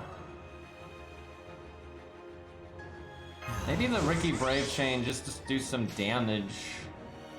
Yeah, and he needs the NP gain, so... I would have really liked a random crit there. Obviously it wasn't statistically likely, but that would have been swell.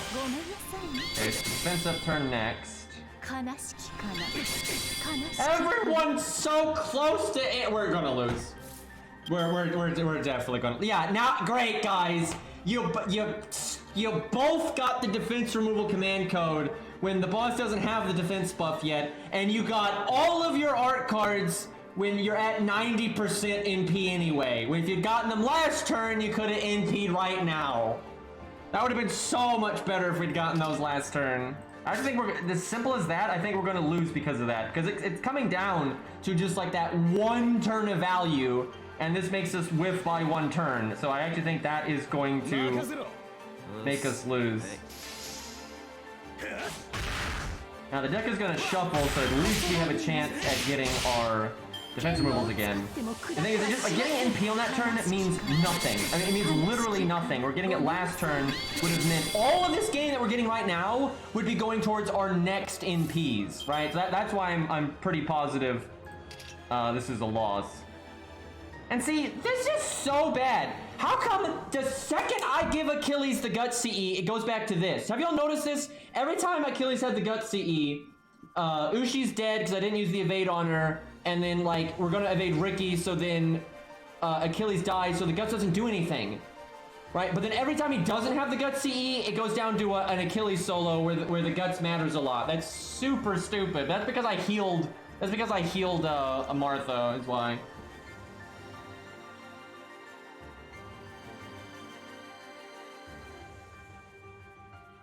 Well, I think we've lost. I think we've super duper lost, and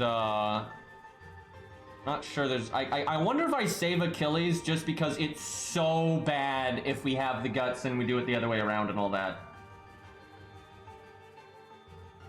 Yeah, I think this is a loss no matter what, but I might as well try to do something here. So we really need to break... Ricky's gotta proc Guts. That's very important. Unfortunately, the damage cut is still here.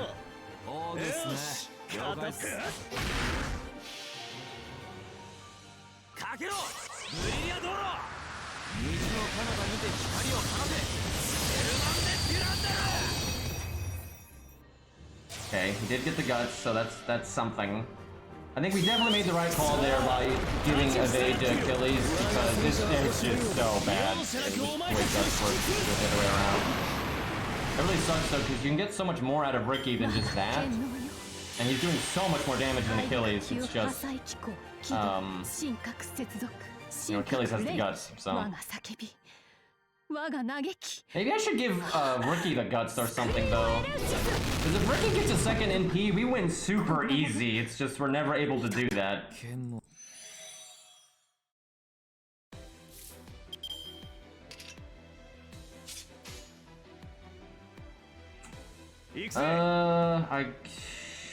I think I do the Buster just because we need damage to offset our healing.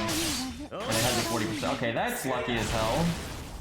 The 40% crit wasn't that crazy, but the 10 or 20% or whatever the hell that quick was. Then she just heals it all back though. That's so depressing. And she heals even more. So the only way we would win... Okay, we have heal, but so we have to have Guts not go off this turn. Maybe I should have focused more on NP gain though. Because you kind of have to go for the crits while they're available. Unfortunately, that turn did not really yield any crits. So I probably should have snuck in an art card there. Okay, I think we can win though. We just need to do the damage next turn. Like, don't NP here.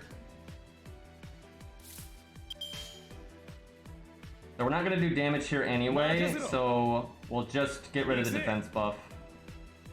I don't know, we're pushing it. That's basically a turn where she gets to heal as much as she wants. And she gets like full heal that turn essentially. And we have no buff.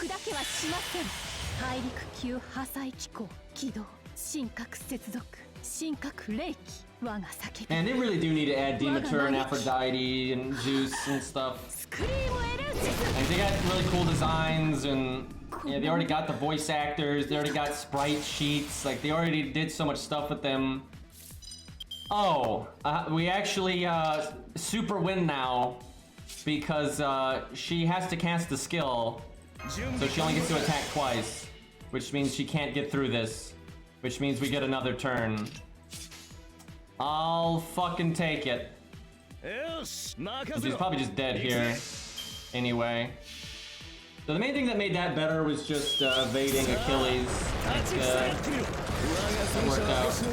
I kind of wish we had story replay because I know this account can come up with a better team than this, but it needs like some minor adjustments and it needs like, you know, some skill ranks and things like that. But even with what we had right now, I could definitely have found like a better way to go than that.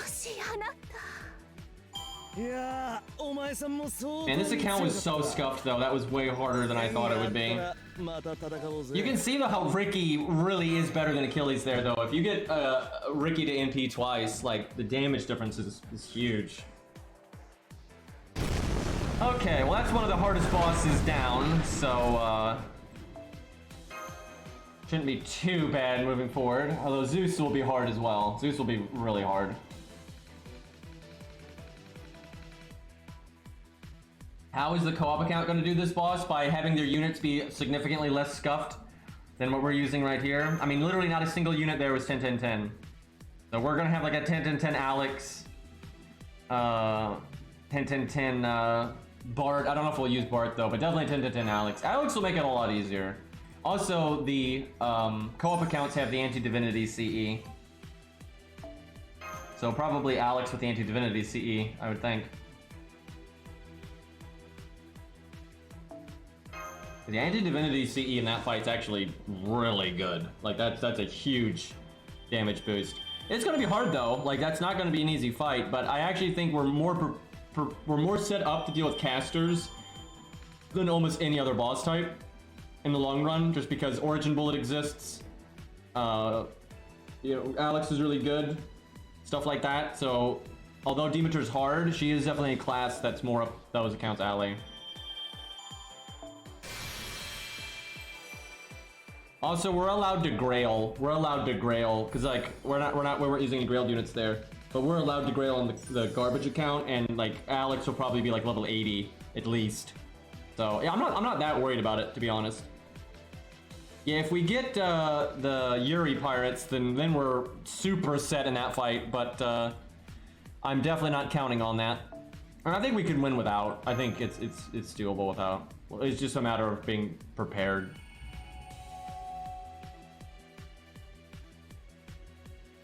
The real fight, and this should not, I don't know why like everyone's always bringing up Demeter and like Lee and stuff. Like of course those things are going to be problems, but the fight that's just like I'm not sure this is even possible is obviously Fluffy, right? Like that if there's a fight that's like this might not actually be doable, it's Fluffy, right? It's not like there's a huge difference between Fluffy and like Demeter, right? I mean, you can just solo Demeter, right? Like, there's so many units that can just solo Demeter.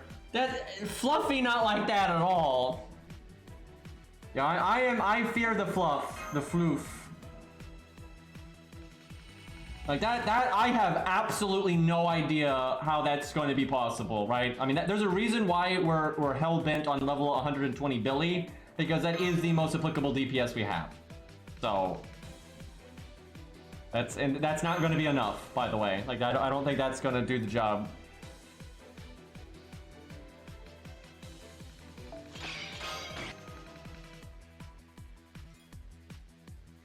Imagine if they ever made New Game Plus and they made Fluffy harder. Like, they give him another health bar. And then on, like, the final health bar, he removes your buffs and then gives you buff block. and he gains more curse stacks. So it's like, okay, well, this is over.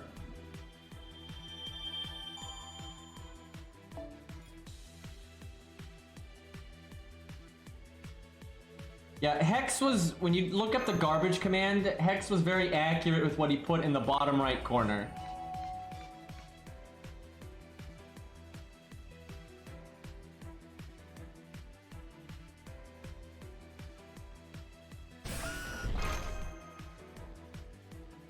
Okay, so I think the next major boss is Aphrodite, but you do fight like Musashi and Holmes and all that kind of stuff.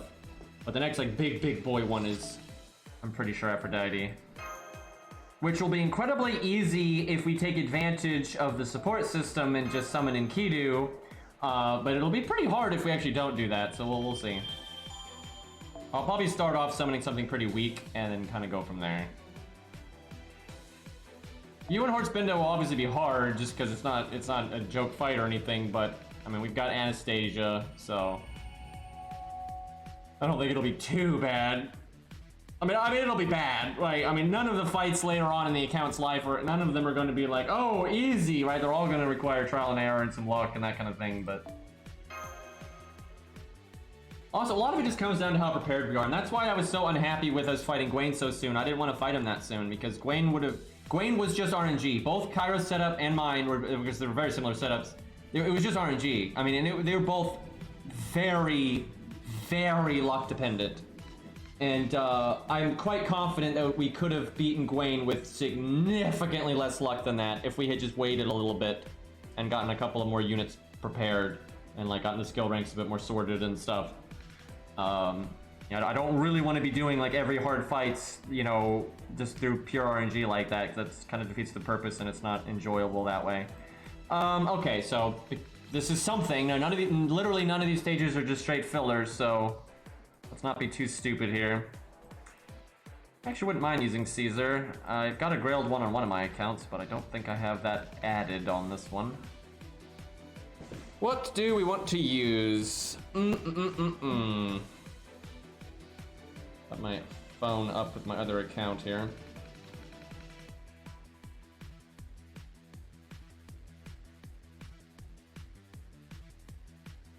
There's Lancelot. I feel like we didn't really give him a fair shake last time we used him. And I like Lancelot a lot. But this time we're going to give him a better craft essence. The craft essence you may have heard of, chat. It's somewhat legendary actually around these parts. You might say it's golden. Thankfully, all of you all have it, right? It's such a good CE, and you all have it. So it's a real boon to the player base.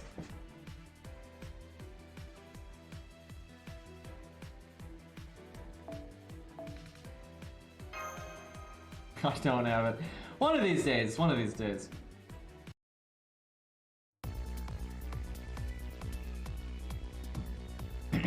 Alright, probably bring a rider. I almost want to go Ricky over Ushi just because fucking... Well, she's got Star Bomb, so that can kind of work with Lancelot here.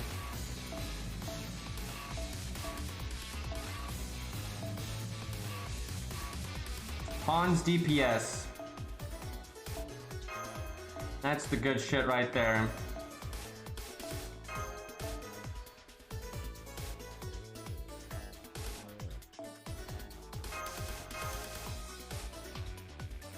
I think I can get away with bringing a bad CE for the team, or MC.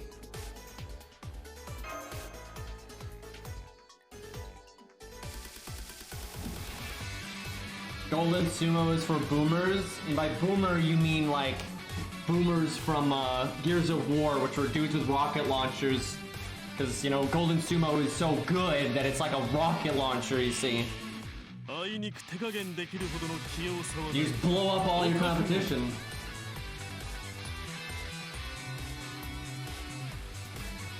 By the way, I only ever played Gears of War 1 and 2, and that was so long ago, I have no idea how I remembered that. You know, I don't know why that's what came to mind.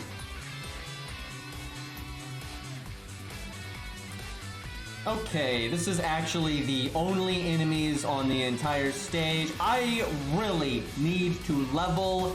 I just now really hit me that I really need to level Lancelot's passive for starting NP, because then he can turn 1 NP and then give himself stars and star absorb. Like, that's so good. Like, that's so unbelievably good. I really need to do that. Let's see what we can do here just with without the NP though. Kind of a bad feeling, but you gotta do what you gotta do here.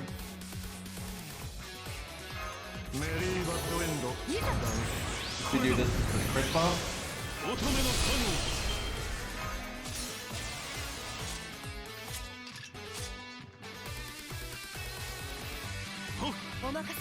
Also, I don't have a lot of command codes on him right now. Not bad.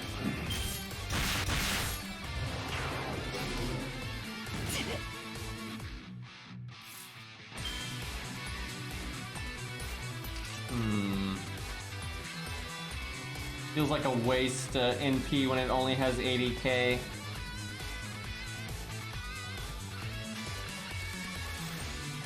Well, too bad. Hey, at least we got Hans's third skill to 10. That's something this account accomplished. Hold on 1 minute, I need to get tea. I'm dying over here.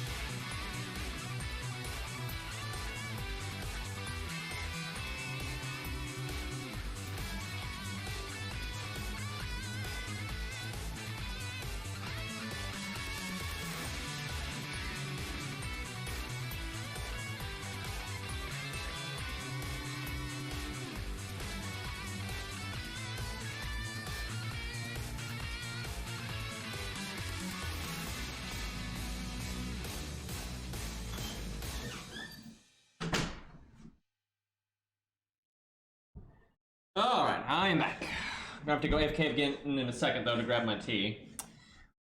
Alright, Ushi go Burr time. Kinda sad that we never really found time to do Hans's NP. We could still do a big Lancelot crit, but I'm pretty sure Ushi is going to kill this thing.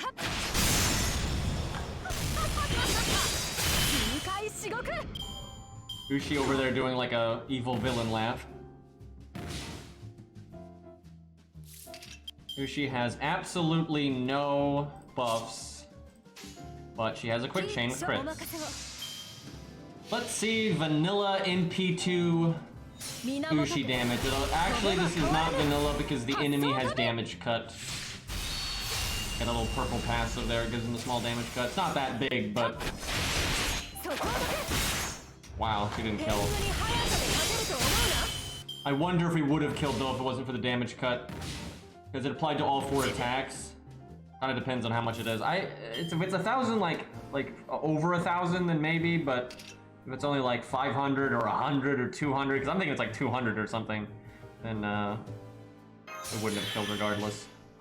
If we were NP3 or 4, though, we would have. And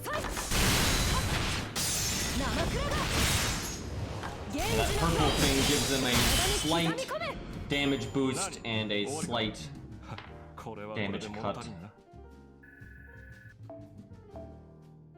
And even in the free quests, they have it. At least most of them do. Alright, let me go get my tea.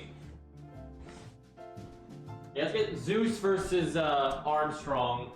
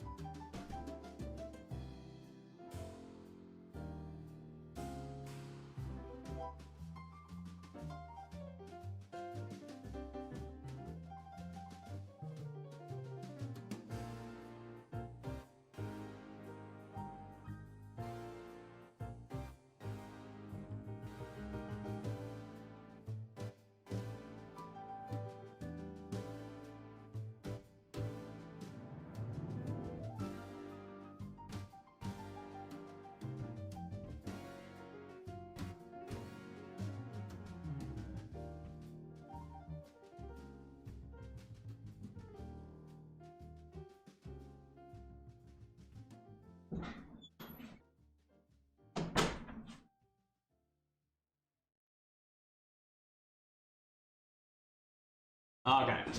I have tea.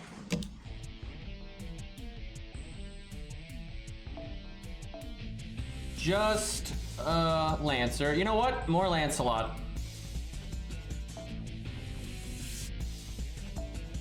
Holy shit, this account needs to level Bedivere, dude. I know I said that last stream, but like, it only has Siegfried, right? Like, by the way, what's on screen here, this is every single servant that's leveled, right? As soon as I scroll down, they're not leveled, right? Like, that's it. This is every unit on the account right here.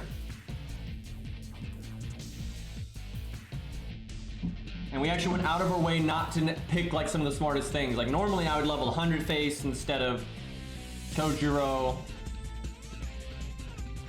But, yeah, chat wanted me to mix some of that up. We need to Grail Kojiro more, actually. Thankfully, we don't need a lot of assassins in this story off memory. Because Kojiro is good, but he needs skill ranks and he needs to be leveled up a bit more than 70. And we will. We've got loads of Grails. Well, I want another crit support, I guess. Martha, Hans, let's go. It's kind of a nice combo. Be an amazing combo if one of them had 20-30.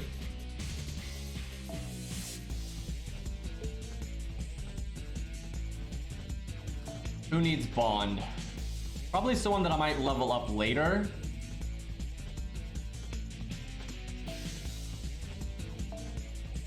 Alright, we'll go with that. I could see her getting leveled eventually. Although, as of this point in the story, I'm trying to think if Lost Belt 5.5 or Lost Belt 6 has any Rider fights. If you could refight the Veach thing, then sure, but you can't. I mean, there's going to be mundane stages that call for an assassin, but I'm not sure we'll, like, have to. I guess Bedivere? Okay, yeah, Bedivere, pretty good to work on. Because he's getting leveled sooner rather than later, I suspect. I think Beowulf might be next, unless I need to level something for Zeus specifically or whatever. But my next, like, just whatever level up is probably Beowulf. And then Bedivere, I think. Beowulf is a good level up though, because he can fill in for a Saber if need be. Also, any extra class, so on and so forth. Okay, it's just these three guys. Maybe we do go for a nice big buster smack here. Depends on how much damage we can do with the NP. This is such outrageous overkill Star Absorb. Because I haven't even used his second skill yet. I guess I just don't use it. Because it's such, I mean, we already have 100%. And like, let's see, what is her Star Absorb? Let's see. What rank is she? I think it's rank 1, so it's actually kind of on the lower end, but let's see. If it is rank 1, it's 3,000, and I think Lancelot is 6,000. So yeah, that's more Star Absorb than anybody would ever need under any circumstance. Well, maybe a Berserker. Maybe, yeah, I could see a Berserker maybe wanting the extra oomph. Let me look at Lancelot. I think his is 6,000. The thing about Lancelot is because he's a Saber, he's actually got kind of okay Star Absorb to begin with, so the 6,000 multiplier is even better. And yeah, it's 6,000. That's ridiculous.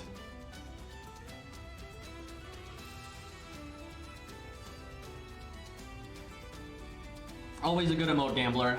Why is it Stheno level 100? Mainly because I thought it was kind of too soon to do that. I felt like we didn't need that much oomph yet, but I guess just for pride we should.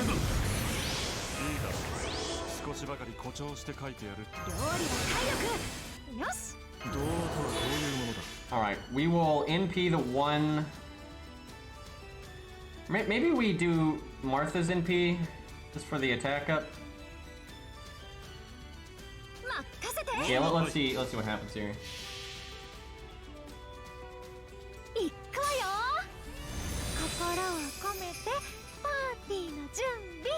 So if you had Martha's third skill at 10, you could have 11,000 Star Absorb.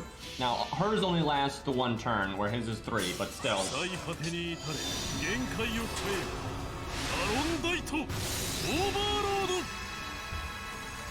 220. Pretty solid. Almost killed that. That would have been super cool if he had killed that right there. But I only had the one card, and first card bonus was quick, so pretty big damage hit there, unfortunately. Still don't need our Star Absorb.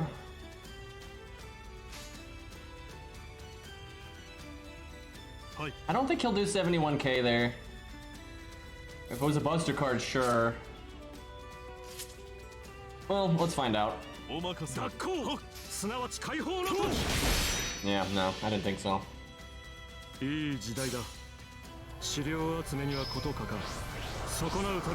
am so bad with my Twitch Prime. I let it whiff a lot. I normally give it to Beastly, but I'm just so bad at staying on top of those things.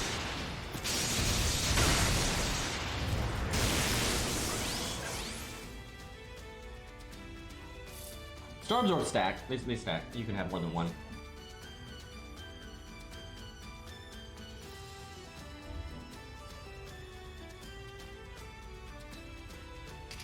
That would be really dumb if it didn't stack.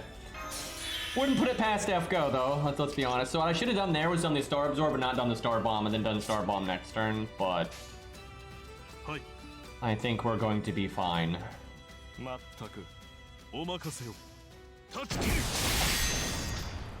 actually might kill here. That defense up might run it though. Nope, got him.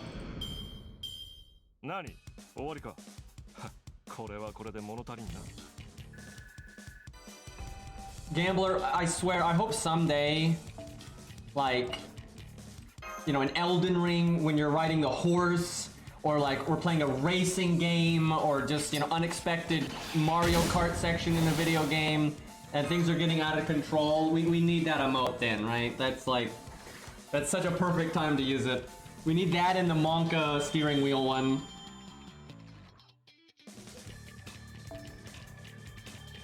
Yeah, I haven't really seen actually any of the horse gameplay in Elden Ring. I know it exists, but I only watch PvP videos, and you can't use the horse in PvP, so I'm not actually sure how fast that thing is. Bloodborne cart, yeah, there we go. I really hope a fan makes that someday, because that's been such a meme for so long, and it's such a good one. Someone could make like a little mini game, flash game, or whatever, and that'd be pretty great. Make a mod for Mario Kart. That could do it. I know there's some wacky mods for Mario Kart out there. Alright, we have quite a few classes to deal with, but you know what? More Lancelot, because it's applicable to the Lancer and the Berserker, so we'll just stick with it. And then we'll bust out a Rider again. Maybe not with that CE though. Do that, there we go. Yeah, actually a Lancelot stream. Yeah, I saw that he finished the Bloodborne PS1 take. People were saying if I was gonna play that, but like obviously not. I've never played Bloodborne. I'm not gonna play a meme game with a lot of effort put into it, sure, but I'm not gonna play that before playing the actual thing, for God's sakes.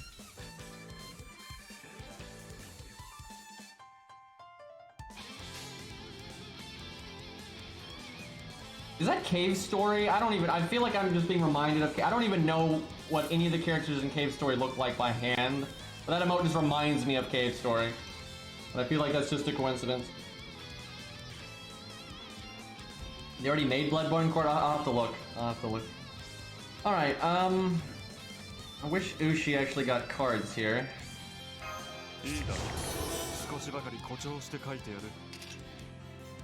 Pokemon? I don't know anything about Pokemon. I know Charizard's a dragon.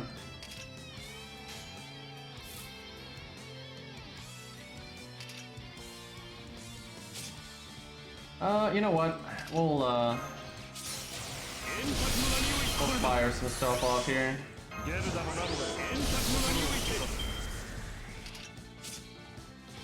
So, Lancelot, even though Riders have a decent Star Absorb naturally, Lancelot took every single star there. As he does.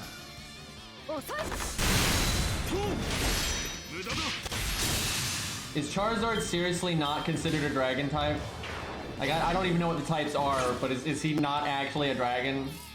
Cause that's some stupid shit. He's still a dragon, by the way. Like, doesn't matter what the type is. Like, a dragon's a dragon.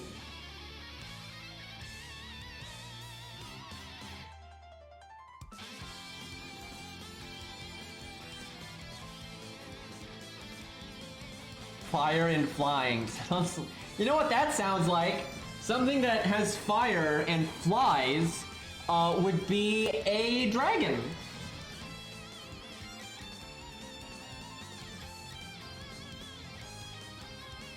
I wonder if Ushi could kill here.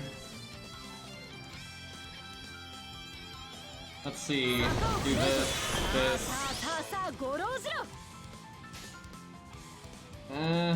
She doesn't have. Okay, let's do it like that. This might work. Come on, Ushi. There you go. Easy.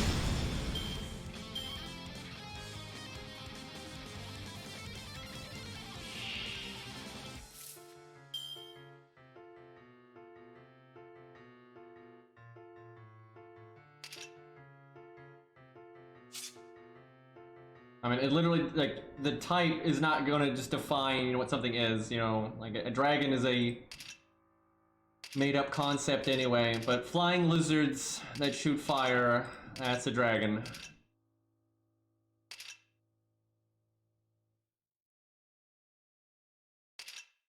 I guess we have Ushi in P, the 100k one.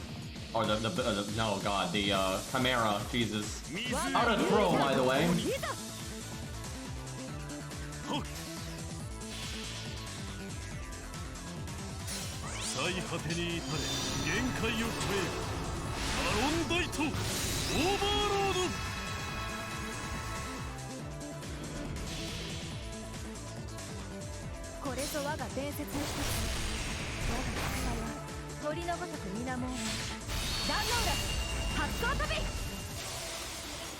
Turtles don't breathe fire.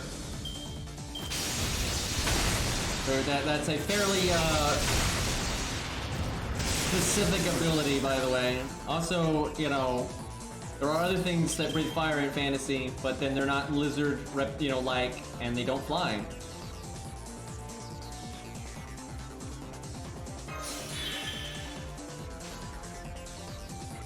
Probably not gonna kill it this turn, unfortunately.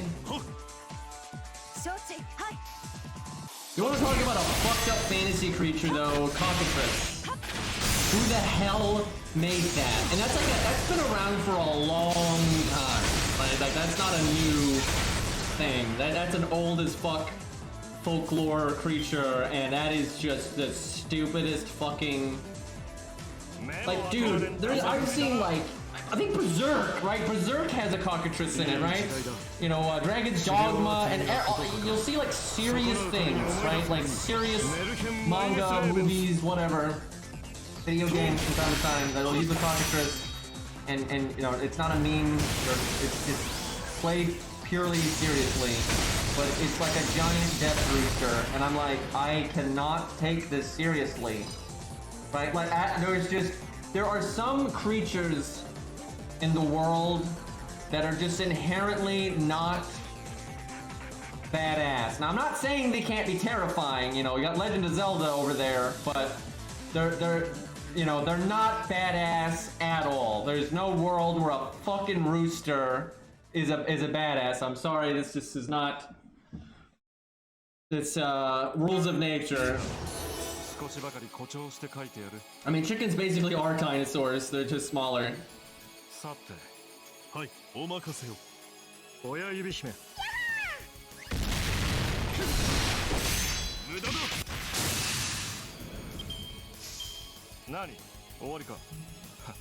Fear it. In before Cockatrice and Elden Ring, let's go. I wouldn't put it past them.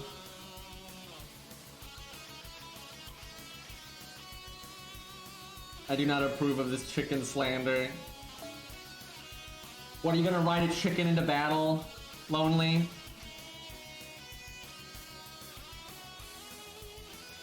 Like, who the hell saw a cockatrice for the first time and was like, wow, that's metal, how scary is that? No, nobody thought that.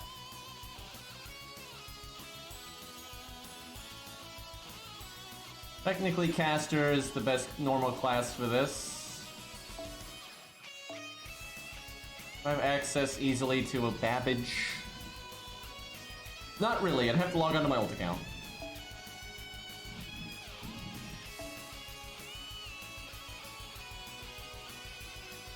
There we go.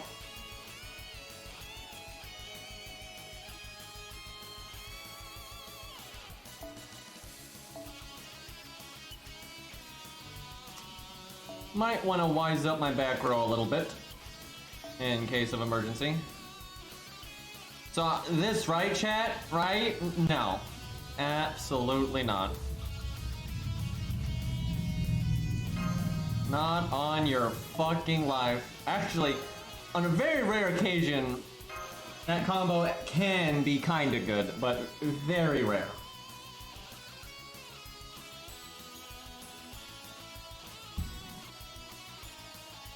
Let's see that face. I feel like a lot of chat is defending cockatrices just because I said they're dumb. I'm sure somebody likes them. Actually, I've already seen people that like them, like in YouTube comments and whatnot. There's a few crazy bastards out there.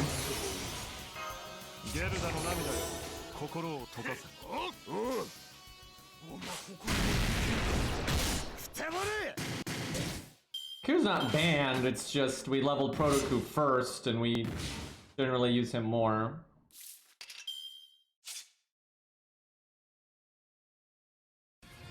I just try not to use him. The only reason I'm using him here is because he's got anti-berserker and I feel like this isn't like a hard stage or anything, so not a big deal. But if I can make Proto-Q work, we use Proto-Q. And I only leveled Q super recently, and it's really just for Fluffy. Cause, yeah, that's probably gonna be necessary.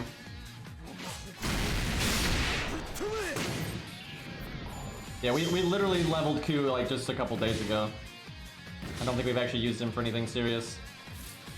Yet. Wow, we're getting wrecked right now. I probably should have done Hans' second skill a long time ago and just NP'd.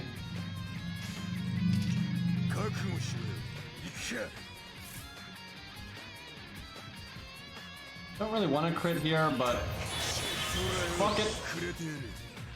I mean, they're both very dead, I'll say that.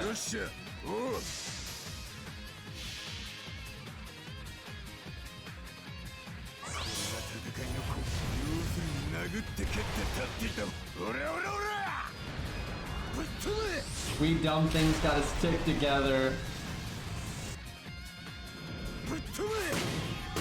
Yeah, we needed that. Like 200k with the 2 crits and then extra.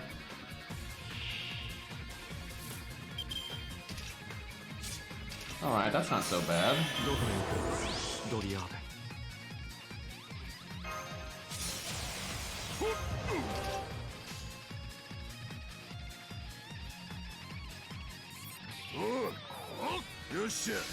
Man, Spartacus might not do anything too significant here, we'll see. No, he'll probably get his NP. Just hit Spartacus. Damn it.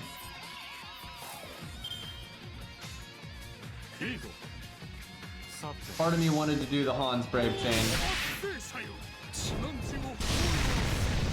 I don't really mind Beowulf's sound effects, it's more about just the animations in general. They're not terrible, they're definitely better than day 1 stuff, but they're nothing awesome either.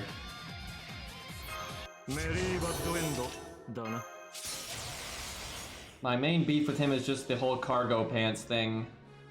Like, why? He's really cool other than that. Like, I like his design aside from the cargo pants. Like his voice actor, like his gameplay, like his lore, all that stuff's pretty great. Randomly modern pants. I just dropped a frame there. Dropped like 1 frame right there. I think the sound effects are just messed up with the punches. I don't think that's how they normally sound. They never explain why he's wearing cargo pants.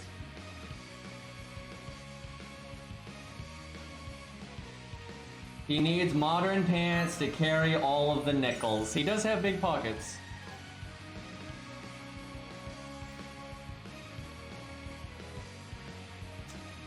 Question mark. I wonder if this is already Aphrodite nonsense. Could be. Let me look at the cutscene.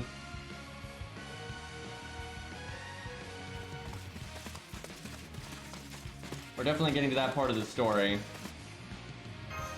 Oh, is it Veach? Yeah, I think it's Veach. Oh boy, do we even have a demonic beast?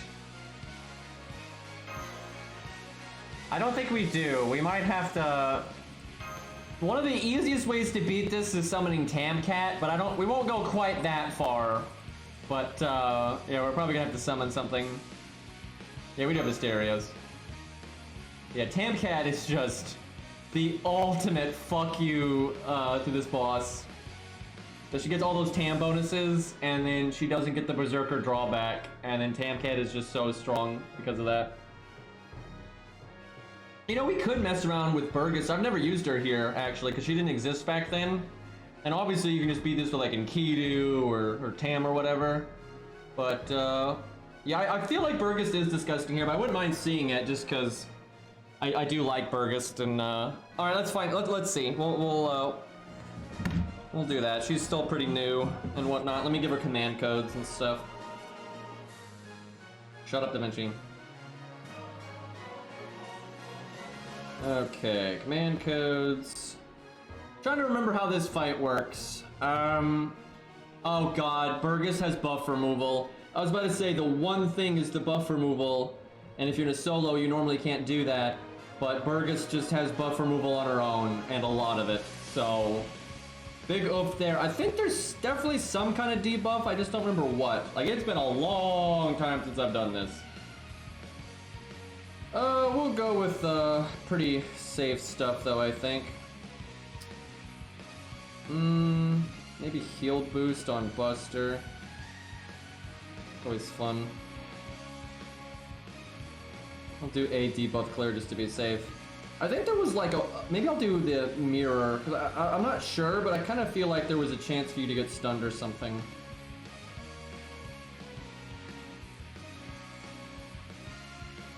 Now, I could just do a hell of a lot of damage on our command cards, but I guess we'll go utility.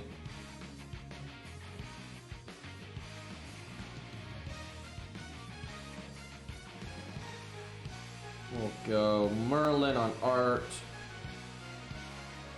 It is fun, though, to give her damage on her Buster cards. It's fun to just do BBB and crit or no crit, do a bunch of damage.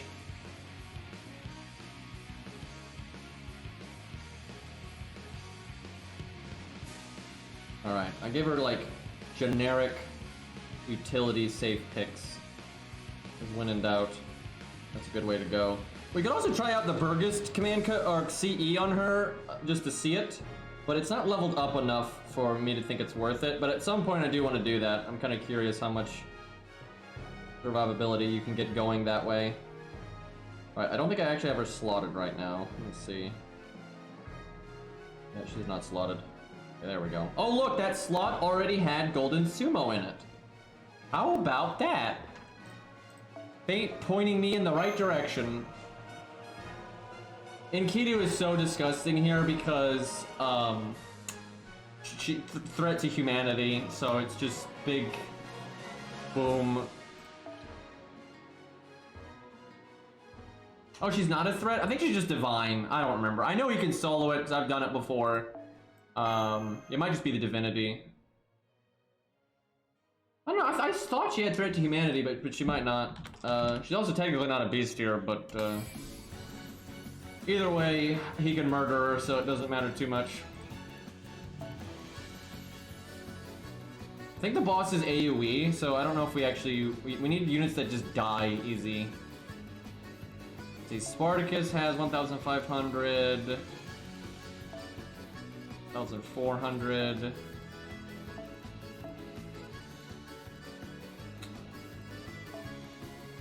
1,400.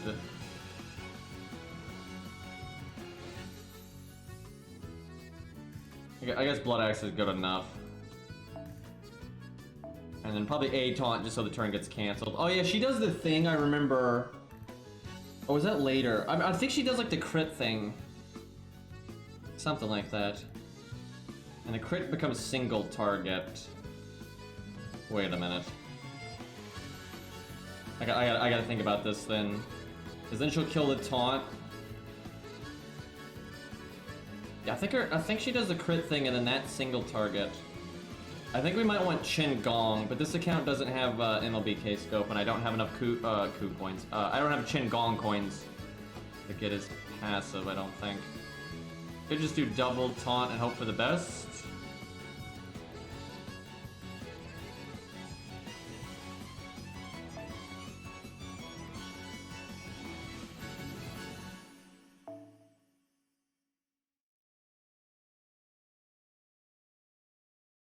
Probably don't really need Battle of Kimlon. But I don't think it'll make a difference in terms of them being too tanky. Hold on. Just out of principle, I really need to get that sorted. And of course you have to go through 5 billion menus and confirmation messages and everything else just to get back to your CEs. Yeah. At least they're looking for a UI lead. I was kind of surprised they're still looking for a UI lead though. I was hoping they would have been done with that by now.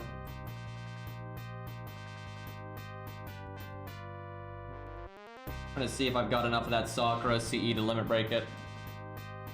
I don't know if I had one leveled or not. Nope. Might as well fuse them. I'm never gonna use them individually on this account. Yeah, pretty much every account has Herc except for my main, and the only account that I actually really wanted on is my main, so... Unfortunate that. Wow, this account needs to do some inventory management. What the hell is going on here?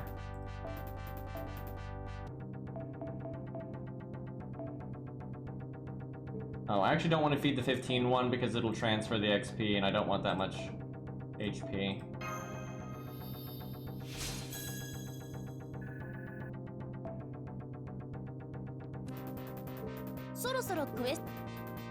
Beach's lore is so dumb, dude. It's not even the meteor part that I think is dumb, although that part is pretty dumb, and that doesn't even make any sense. But the whole animal thing is just stupid. Like with the animals, you know, like having died to guns, that's just stupid. I mean, so many more animals die to the environment, other animals, disease. This, like, it's so arbitrary. It's like they had an idea, then they just, like, reverse engineered it, you know, cart before the horse stuff. It's fucking stupid. That is definitely one of my least favorite, like, backgrounds or lores they've given a character. It's just so weak.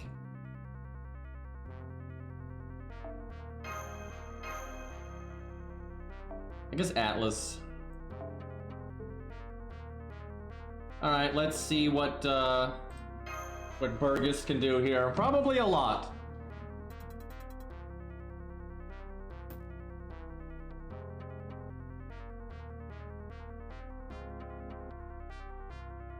I mean, in real life, humans are just animals, right? It's life is life, things are things. Labels are just crap we make up. But I don't know about in the Nasuverse. I'm sure humans are special because of, like, Alaya and all this nonsense. I mean, humans are part of the natural cycle. This is something people really got to get through their heads. Like it or not, you know, humans are not special. We're just not. We're just things, right? There's nothing about us that is in any way is provable that is any different from an animal. You know, we have higher intelligence, but animals already have higher and lower intelligence to each other. Like, it just doesn't mean anything. You know, like, everything humans do is part of the natural cycle, too.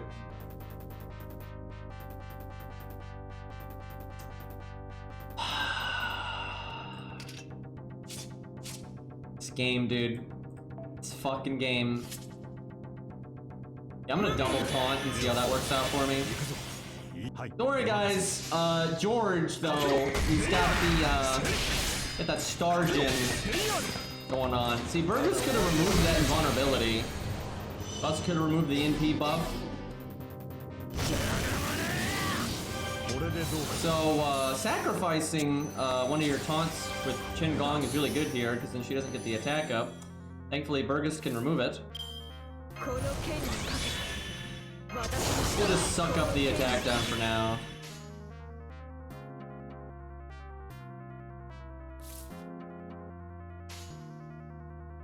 I don't really need the anti-stun if I have debuff there. So if we had gotten a good opening hand, we would have already broken this health bar.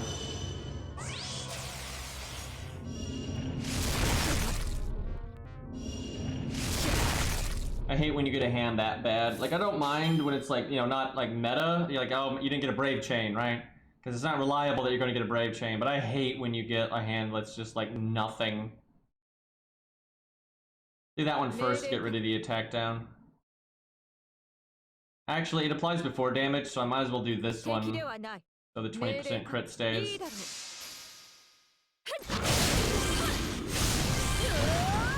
Not entirely sure we actually need to worry about critting that much, but...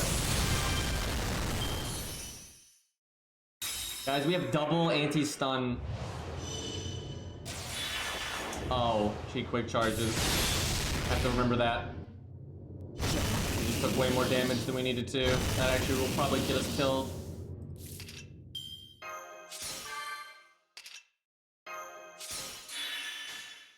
We'll see. I could do that quick card just for an extra burst heal. Yeah, I think we do that. We need to run our health back. That was a pretty big dip. We get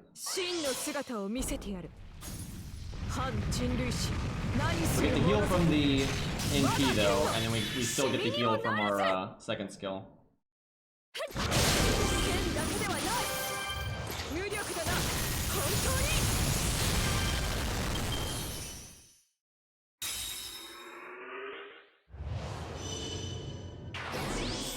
So a lot of scientists think, and from what I've followed, I would agree, not that I'm like a marine biologist or anything, but the main reason dolphins are not a more dominant species on the planet is they are just limited by their biology, and by that I mean they don't have opposable thumbs. And that might sound silly, but that's the thing.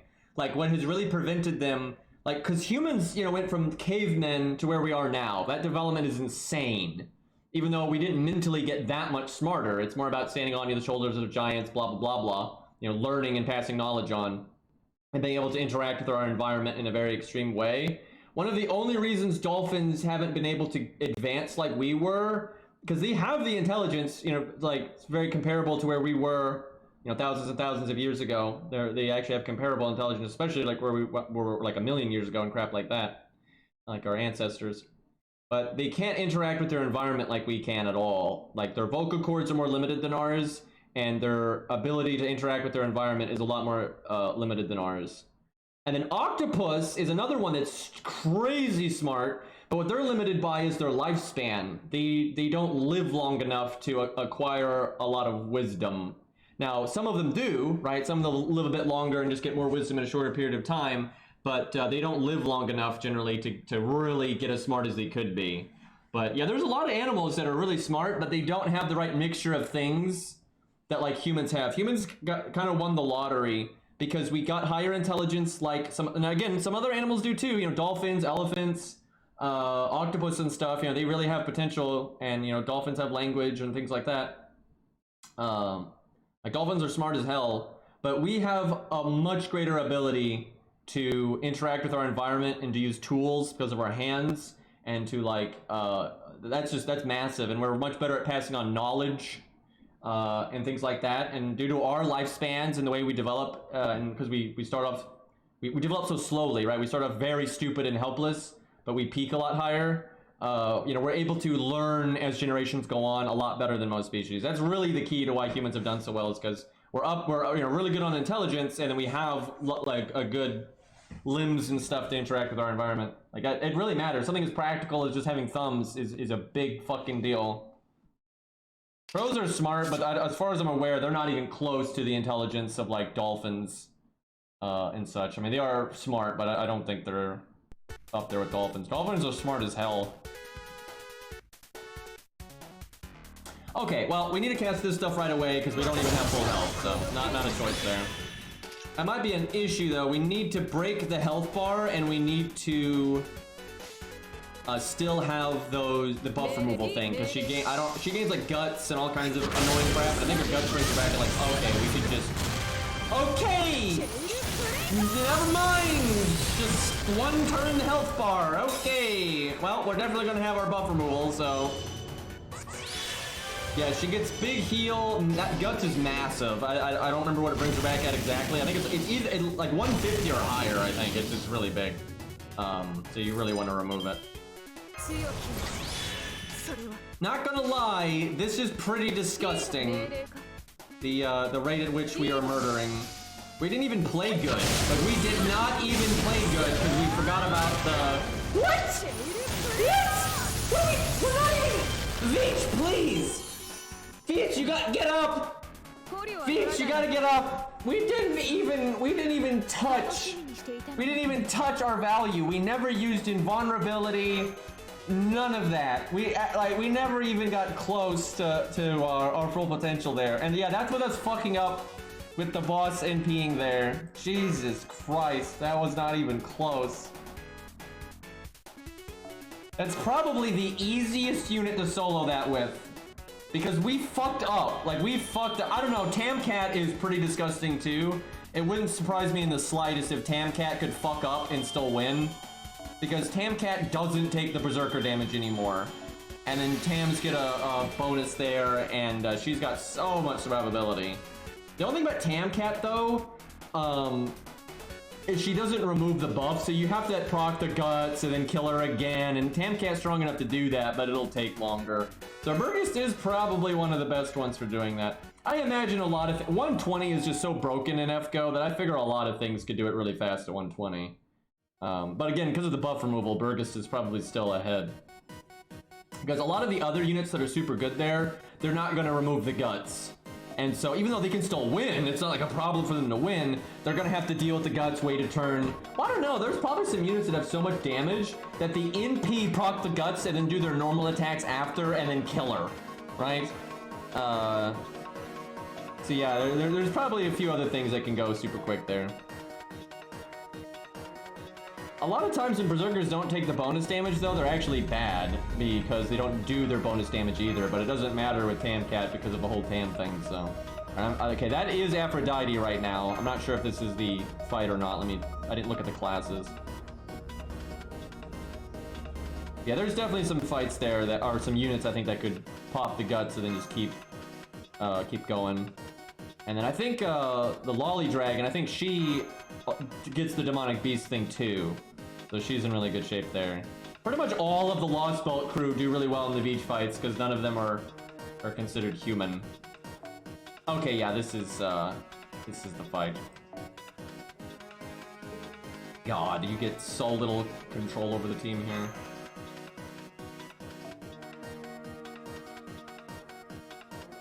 I'd imagine even what's her name? Sith. Sith probably does really well there too. Okay, I think she has to be in the front row. Let me look. Yeah. Does he have to be in the front row? No. Okay. A little bit of options with that at least. Caligula can be good here, but we don't really have the units to capitalize on it, so it's probably not going to amount to a lot. Probably want to kill Sherlock first. I do not remember the gimmicks here, but it is just easier to clean up against an archer than a ruler. Now, if you have Herc, or even Beowulf, then that's not necessarily true, but this account doesn't have super good berserkers right now. Oh fuck, you know what? Let's see if we can get Beowulf up. I've been wanting to level him, and I'm just, there's so many times where we need it.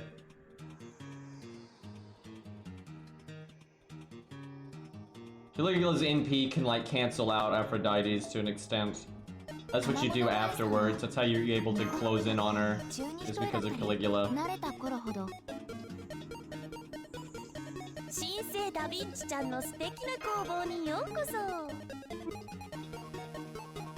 I probably don't have the XP to level Beowulf, I suspect. I haven't been farming, because too many accounts to keep up with. That is not Beowulf. Oh, I don't even have the foe items. And I can't buy... I have to farm if I wanted to do it. I've already bought all 100 hero proofs, so... No wonder I haven't leveled him. That sucks, though. That's actually gonna make it pretty tough for us to beat up,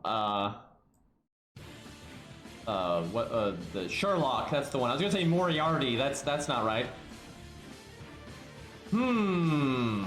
That is a problem.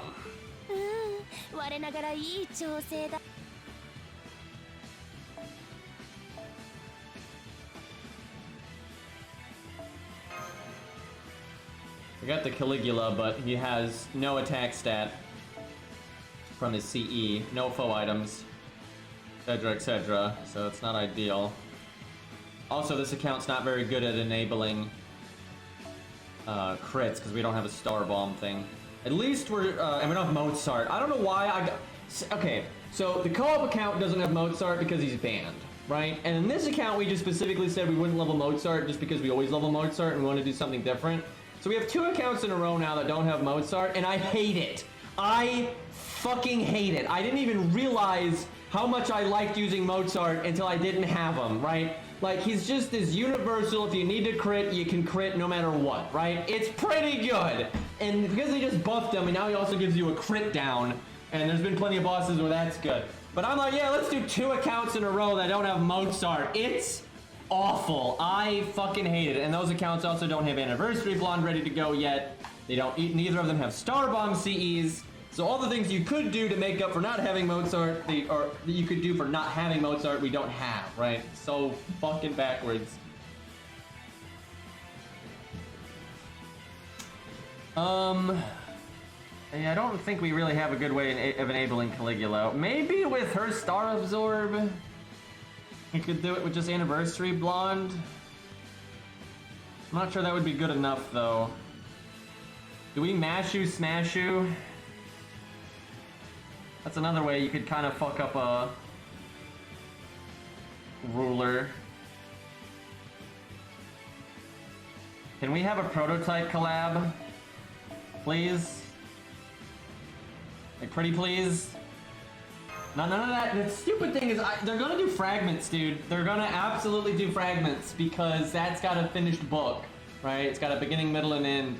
And I like fragments just fine, but I don't like fragments half as much as the regular prototype stuff. You know, Protoku and, you know, Ayaka and all that. It's all really interesting and neat stuff, and then you get like the, you know, other Herc and Proto Gil, right? Like, goddamn. I think this year the collab's gonna be Tsukihime. So, I think Prototype's gonna have to wait quite a while. But maybe they do a normal event for Prototype that's not a collab event, because we've already got Ozzy in the game. They've just got so many Prototype things already in the game. Oh yeah, Perseus, that's another one I want to see for sure. I don't know about this Martha thing. Seeming kind of iffy.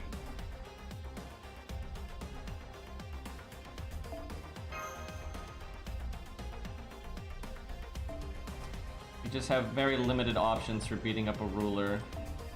If his skill ranks were good, he's got a Star Absorb, Buster Up, Attack Up, and all that, but he's not even foed. That seems like that's not gonna work.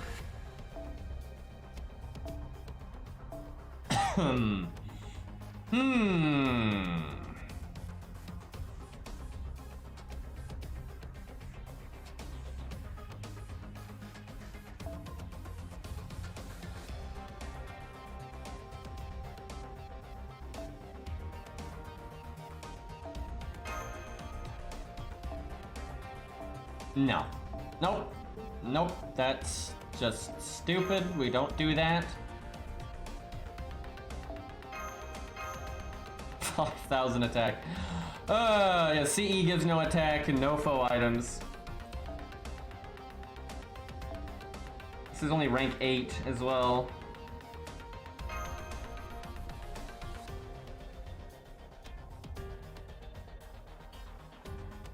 Arthur's in both though. Like, Arthur's in both though.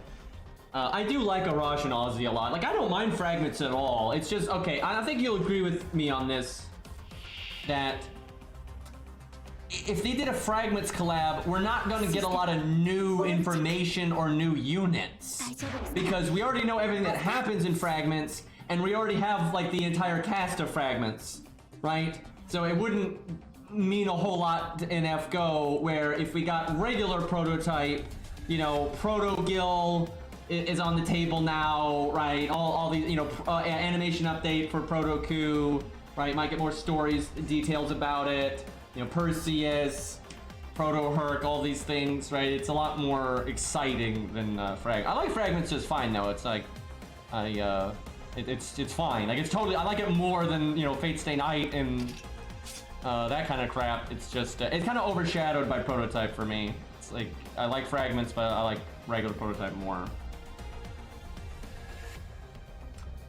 Well, I only get the one Buster card. That kind of sucks. I think we kind of just wait a turn here. Wait, isn't there like some thing here where like you can't use defensive abilities? I think that's a thing. Because of like Caligula's NP or whatever, where it's like you have, it's, you know, war, gas. Caligula's NP is insane though. It can literally run an entire Grail war and just get everyone killed immediately. If you have a good master that can use command spells in Caligula to keep him in check, it's actually pretty easy to win a war with Caligula. Because the only issue is like if there are servants that can absolutely resist his NP, but you could get a war where no one can, and then you just win. It's kind of great. We're probably gonna need to change the setup. All right, well, let's, I guess we just hope for the best here. We only have one Caligula card, but fuck it, we'll just hope it works out. Land the attack up, land the attack up, land the, there you go.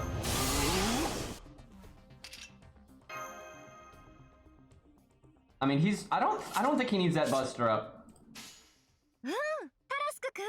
Like, it's 100k, that's not that bad. Martha's got like that huge smile on her face and she's dropping a pot for violence there. Honestly, she's insane. Like she's absolute. How is that all the damage you did? I swear, like Captain Caligula would do so much more damage than that. Like what the fuck? How is that all the damage he did? I blame the craft essence and the lack of stats and so on and so forth. But anyway, like she's batshit insane. Like, she's over here murdering people with cooking utensils, and she's smiling, but it's like, it's utter violence.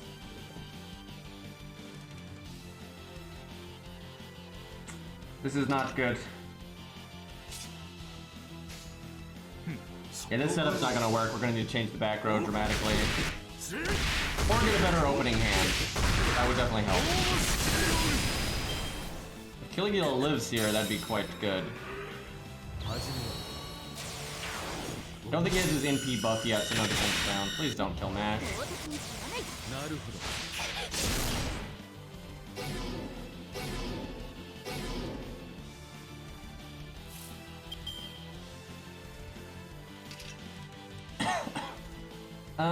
If Mash could crit, she'd actually do really well, but it seems kind of unlikely that she will.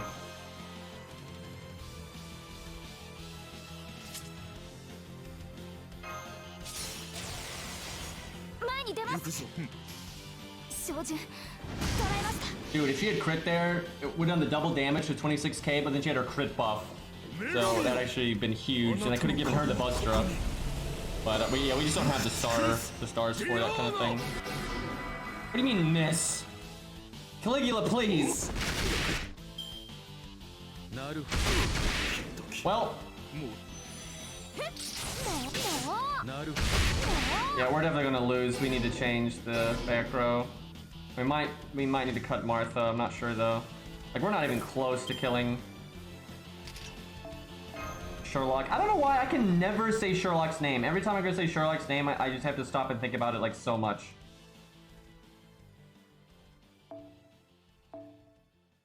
It's weird because if I talk about Sherlock Holmes outside of FGO, like I'm talking about the actual books or like another series' take on Sherlock or something, I don't have this issue. But anytime I'm thinking about that unit in FGO, it does not naturally come to me to say Sherlock.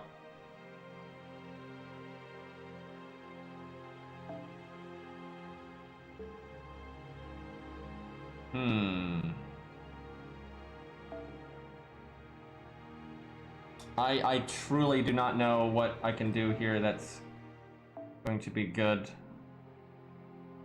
I really need like 2030 or a Star Bomb CE, or just to have my thing maxed out, or just my own Berserker like Beowulf or Darius. Like Darius would be a good budget option. Kind of what I get though, I just haven't leveled a lot of fundamental stuff.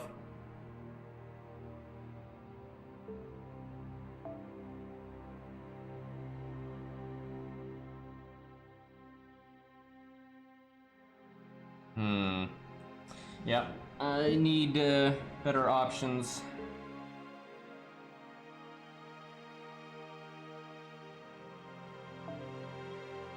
Like nothing on this account can do damage to Sherlock. Spartacus is just such an AoE based serve venom. He'll do like 45k or something. It's not great. Better than what I had though. Problem is, we just don't have, like, there's just so many things that are wrong. It's like, I don't have K-Scope, I have Cope-Scope, and then, I don't have a lot of good starting in PCEs and stuff. Like, well, I can do that, and then that.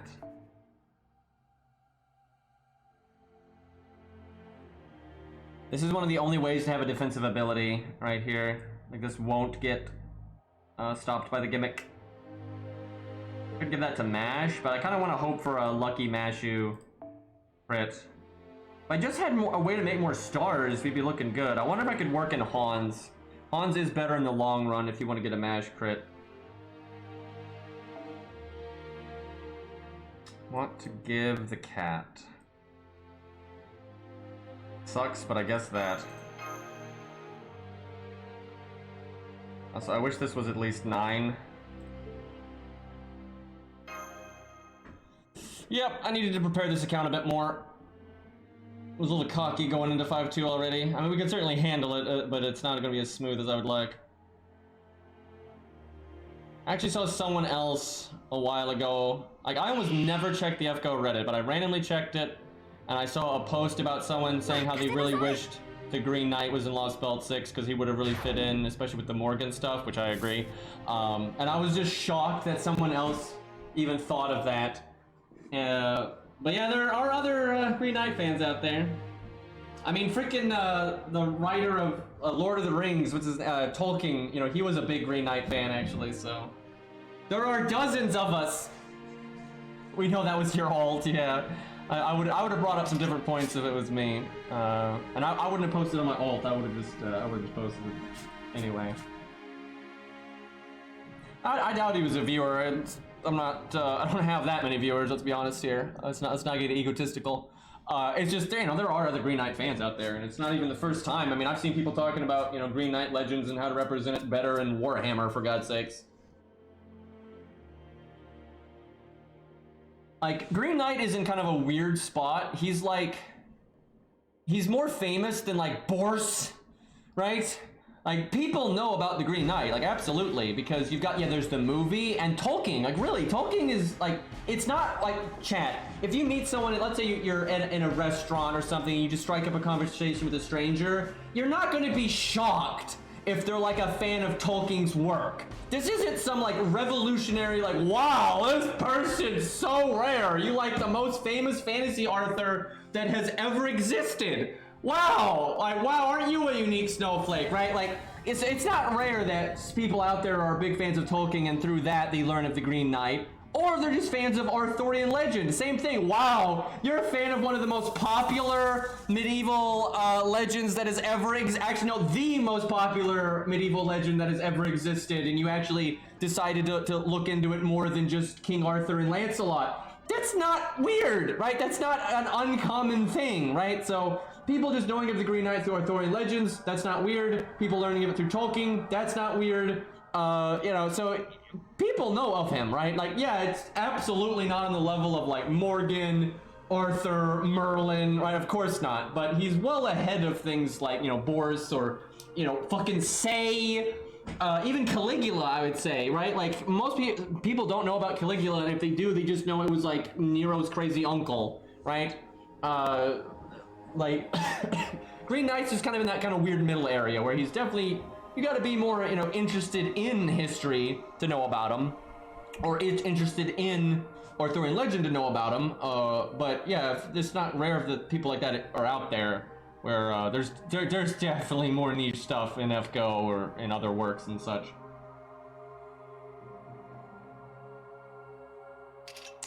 Well, this opening hand is Garbo, but out of curiosity, I kind of want to see what match does do here damage-wise.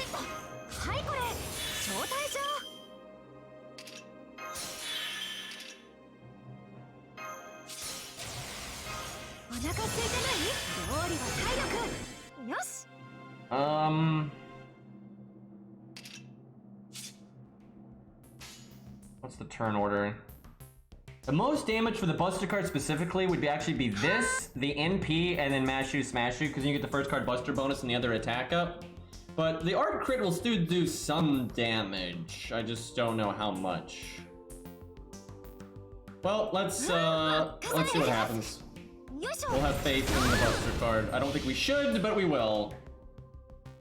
I mean, she's got a lot of buffs here. Yeah, there's a lot of buffs.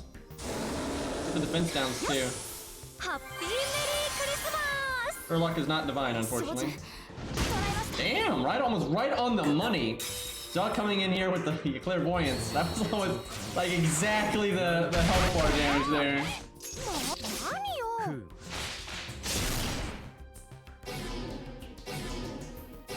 That does mean though Caligula's like never gonna crit. Which sucks because now he has 2 Buster cards, but there's really no way to get him to crit. Buttons! Well, 40% chance. I mean, it could happen.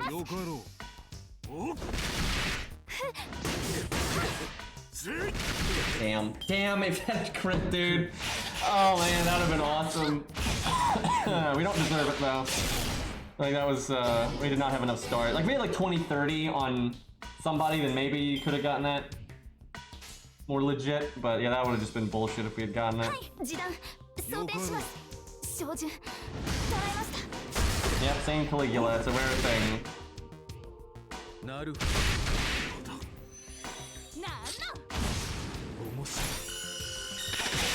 Man, I wish he had hit Martha there.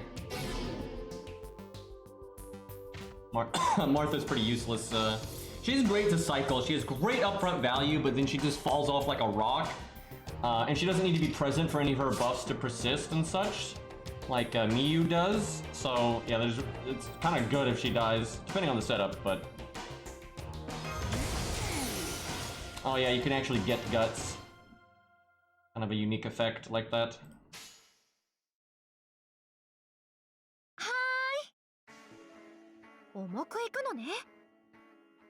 Man, now that I really think about it, like in a practical sense, Martha's not in the kitchen cooking, right? We're not just having dinner. That's not what she's doing. You know, she's murdering, and she's talking like that. So we would need, Sherlock needed to be dead right now. He can't be alive when your archers come out. I think we've lost here. Kind of a weird stage to get stuck on, but I really don't think this account can deal with this stage. Like, at all. I think we're super shit here. We might have to actually come back to this later after we level up like Beowulf or something. It could be Darius too, but I'm gonna go with Beowulf. But, Yeah, this account's in pretty bad shape. It can beat this stage, but you need to get really lucky.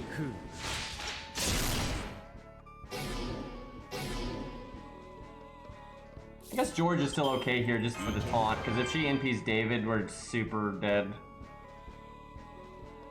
Just gonna do this for the NP gain buff.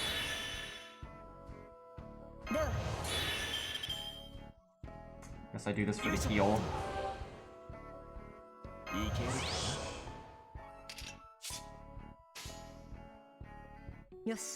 I mean, I kind of need, fuck, I gotta get, Spartacus. Yeah, if we get really lucky, the setup will work, but it's definitely not reliable, and I can't really think of a lot we could do to improve the team here, outside of maybe working in Hans or something like that. Like, we need to be able to crit, and this account just cannot enable critting. Thank goodness they have Anniversary Blonde, though. We'd be so fucked without it. That's why I always buy it.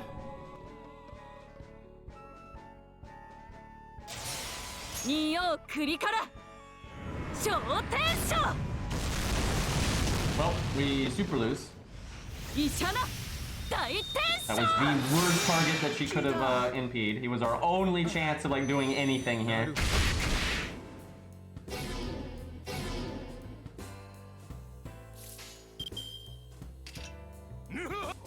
Target him in case the NP doesn't kill. I don't know why I didn't bust her up. I mean, I don't really care. I mean, we're dead. Like, there's no world where we can win here.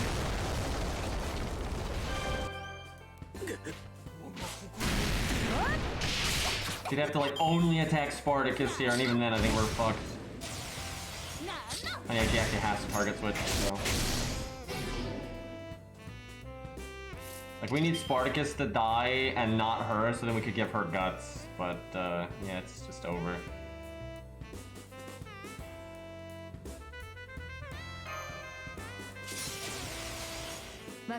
It's doable though. Like, it's definitely doable. Like, if things had gone a little better at the start and David didn't die there, it's not unreasonable to like just get this bar broken and then NP with David and the cat or something, and then that's that. Oh yeah, 190. David could get through that real quick. You waste the guts. That's great. Thanks, game. Do not remember these gimmicks. This music.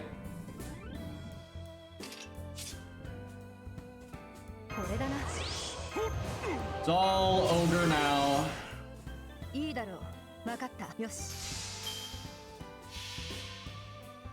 Definitely winnable. Definitely winnable. Yeah, if David didn't die with that stun and everything, David would have definitely cleaned up here.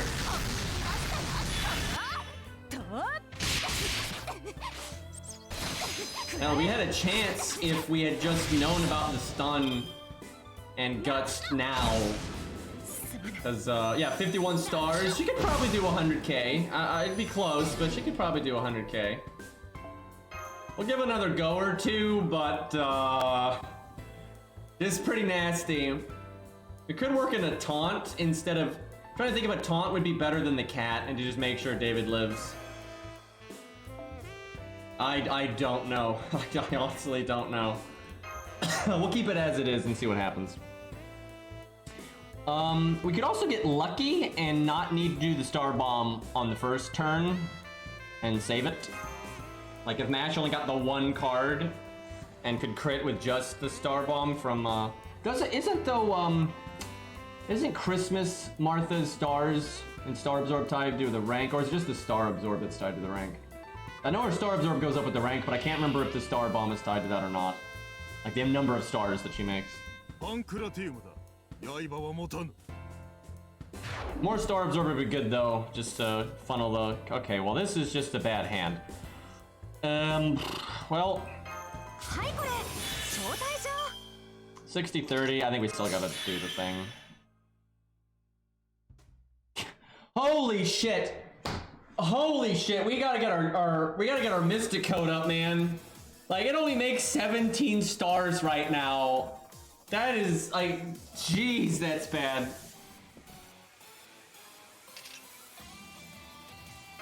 Send help, that is such Such a yikes. I might give Spartacus Cope Scope even though it's terrible. It's just we gotta like escalate our speed.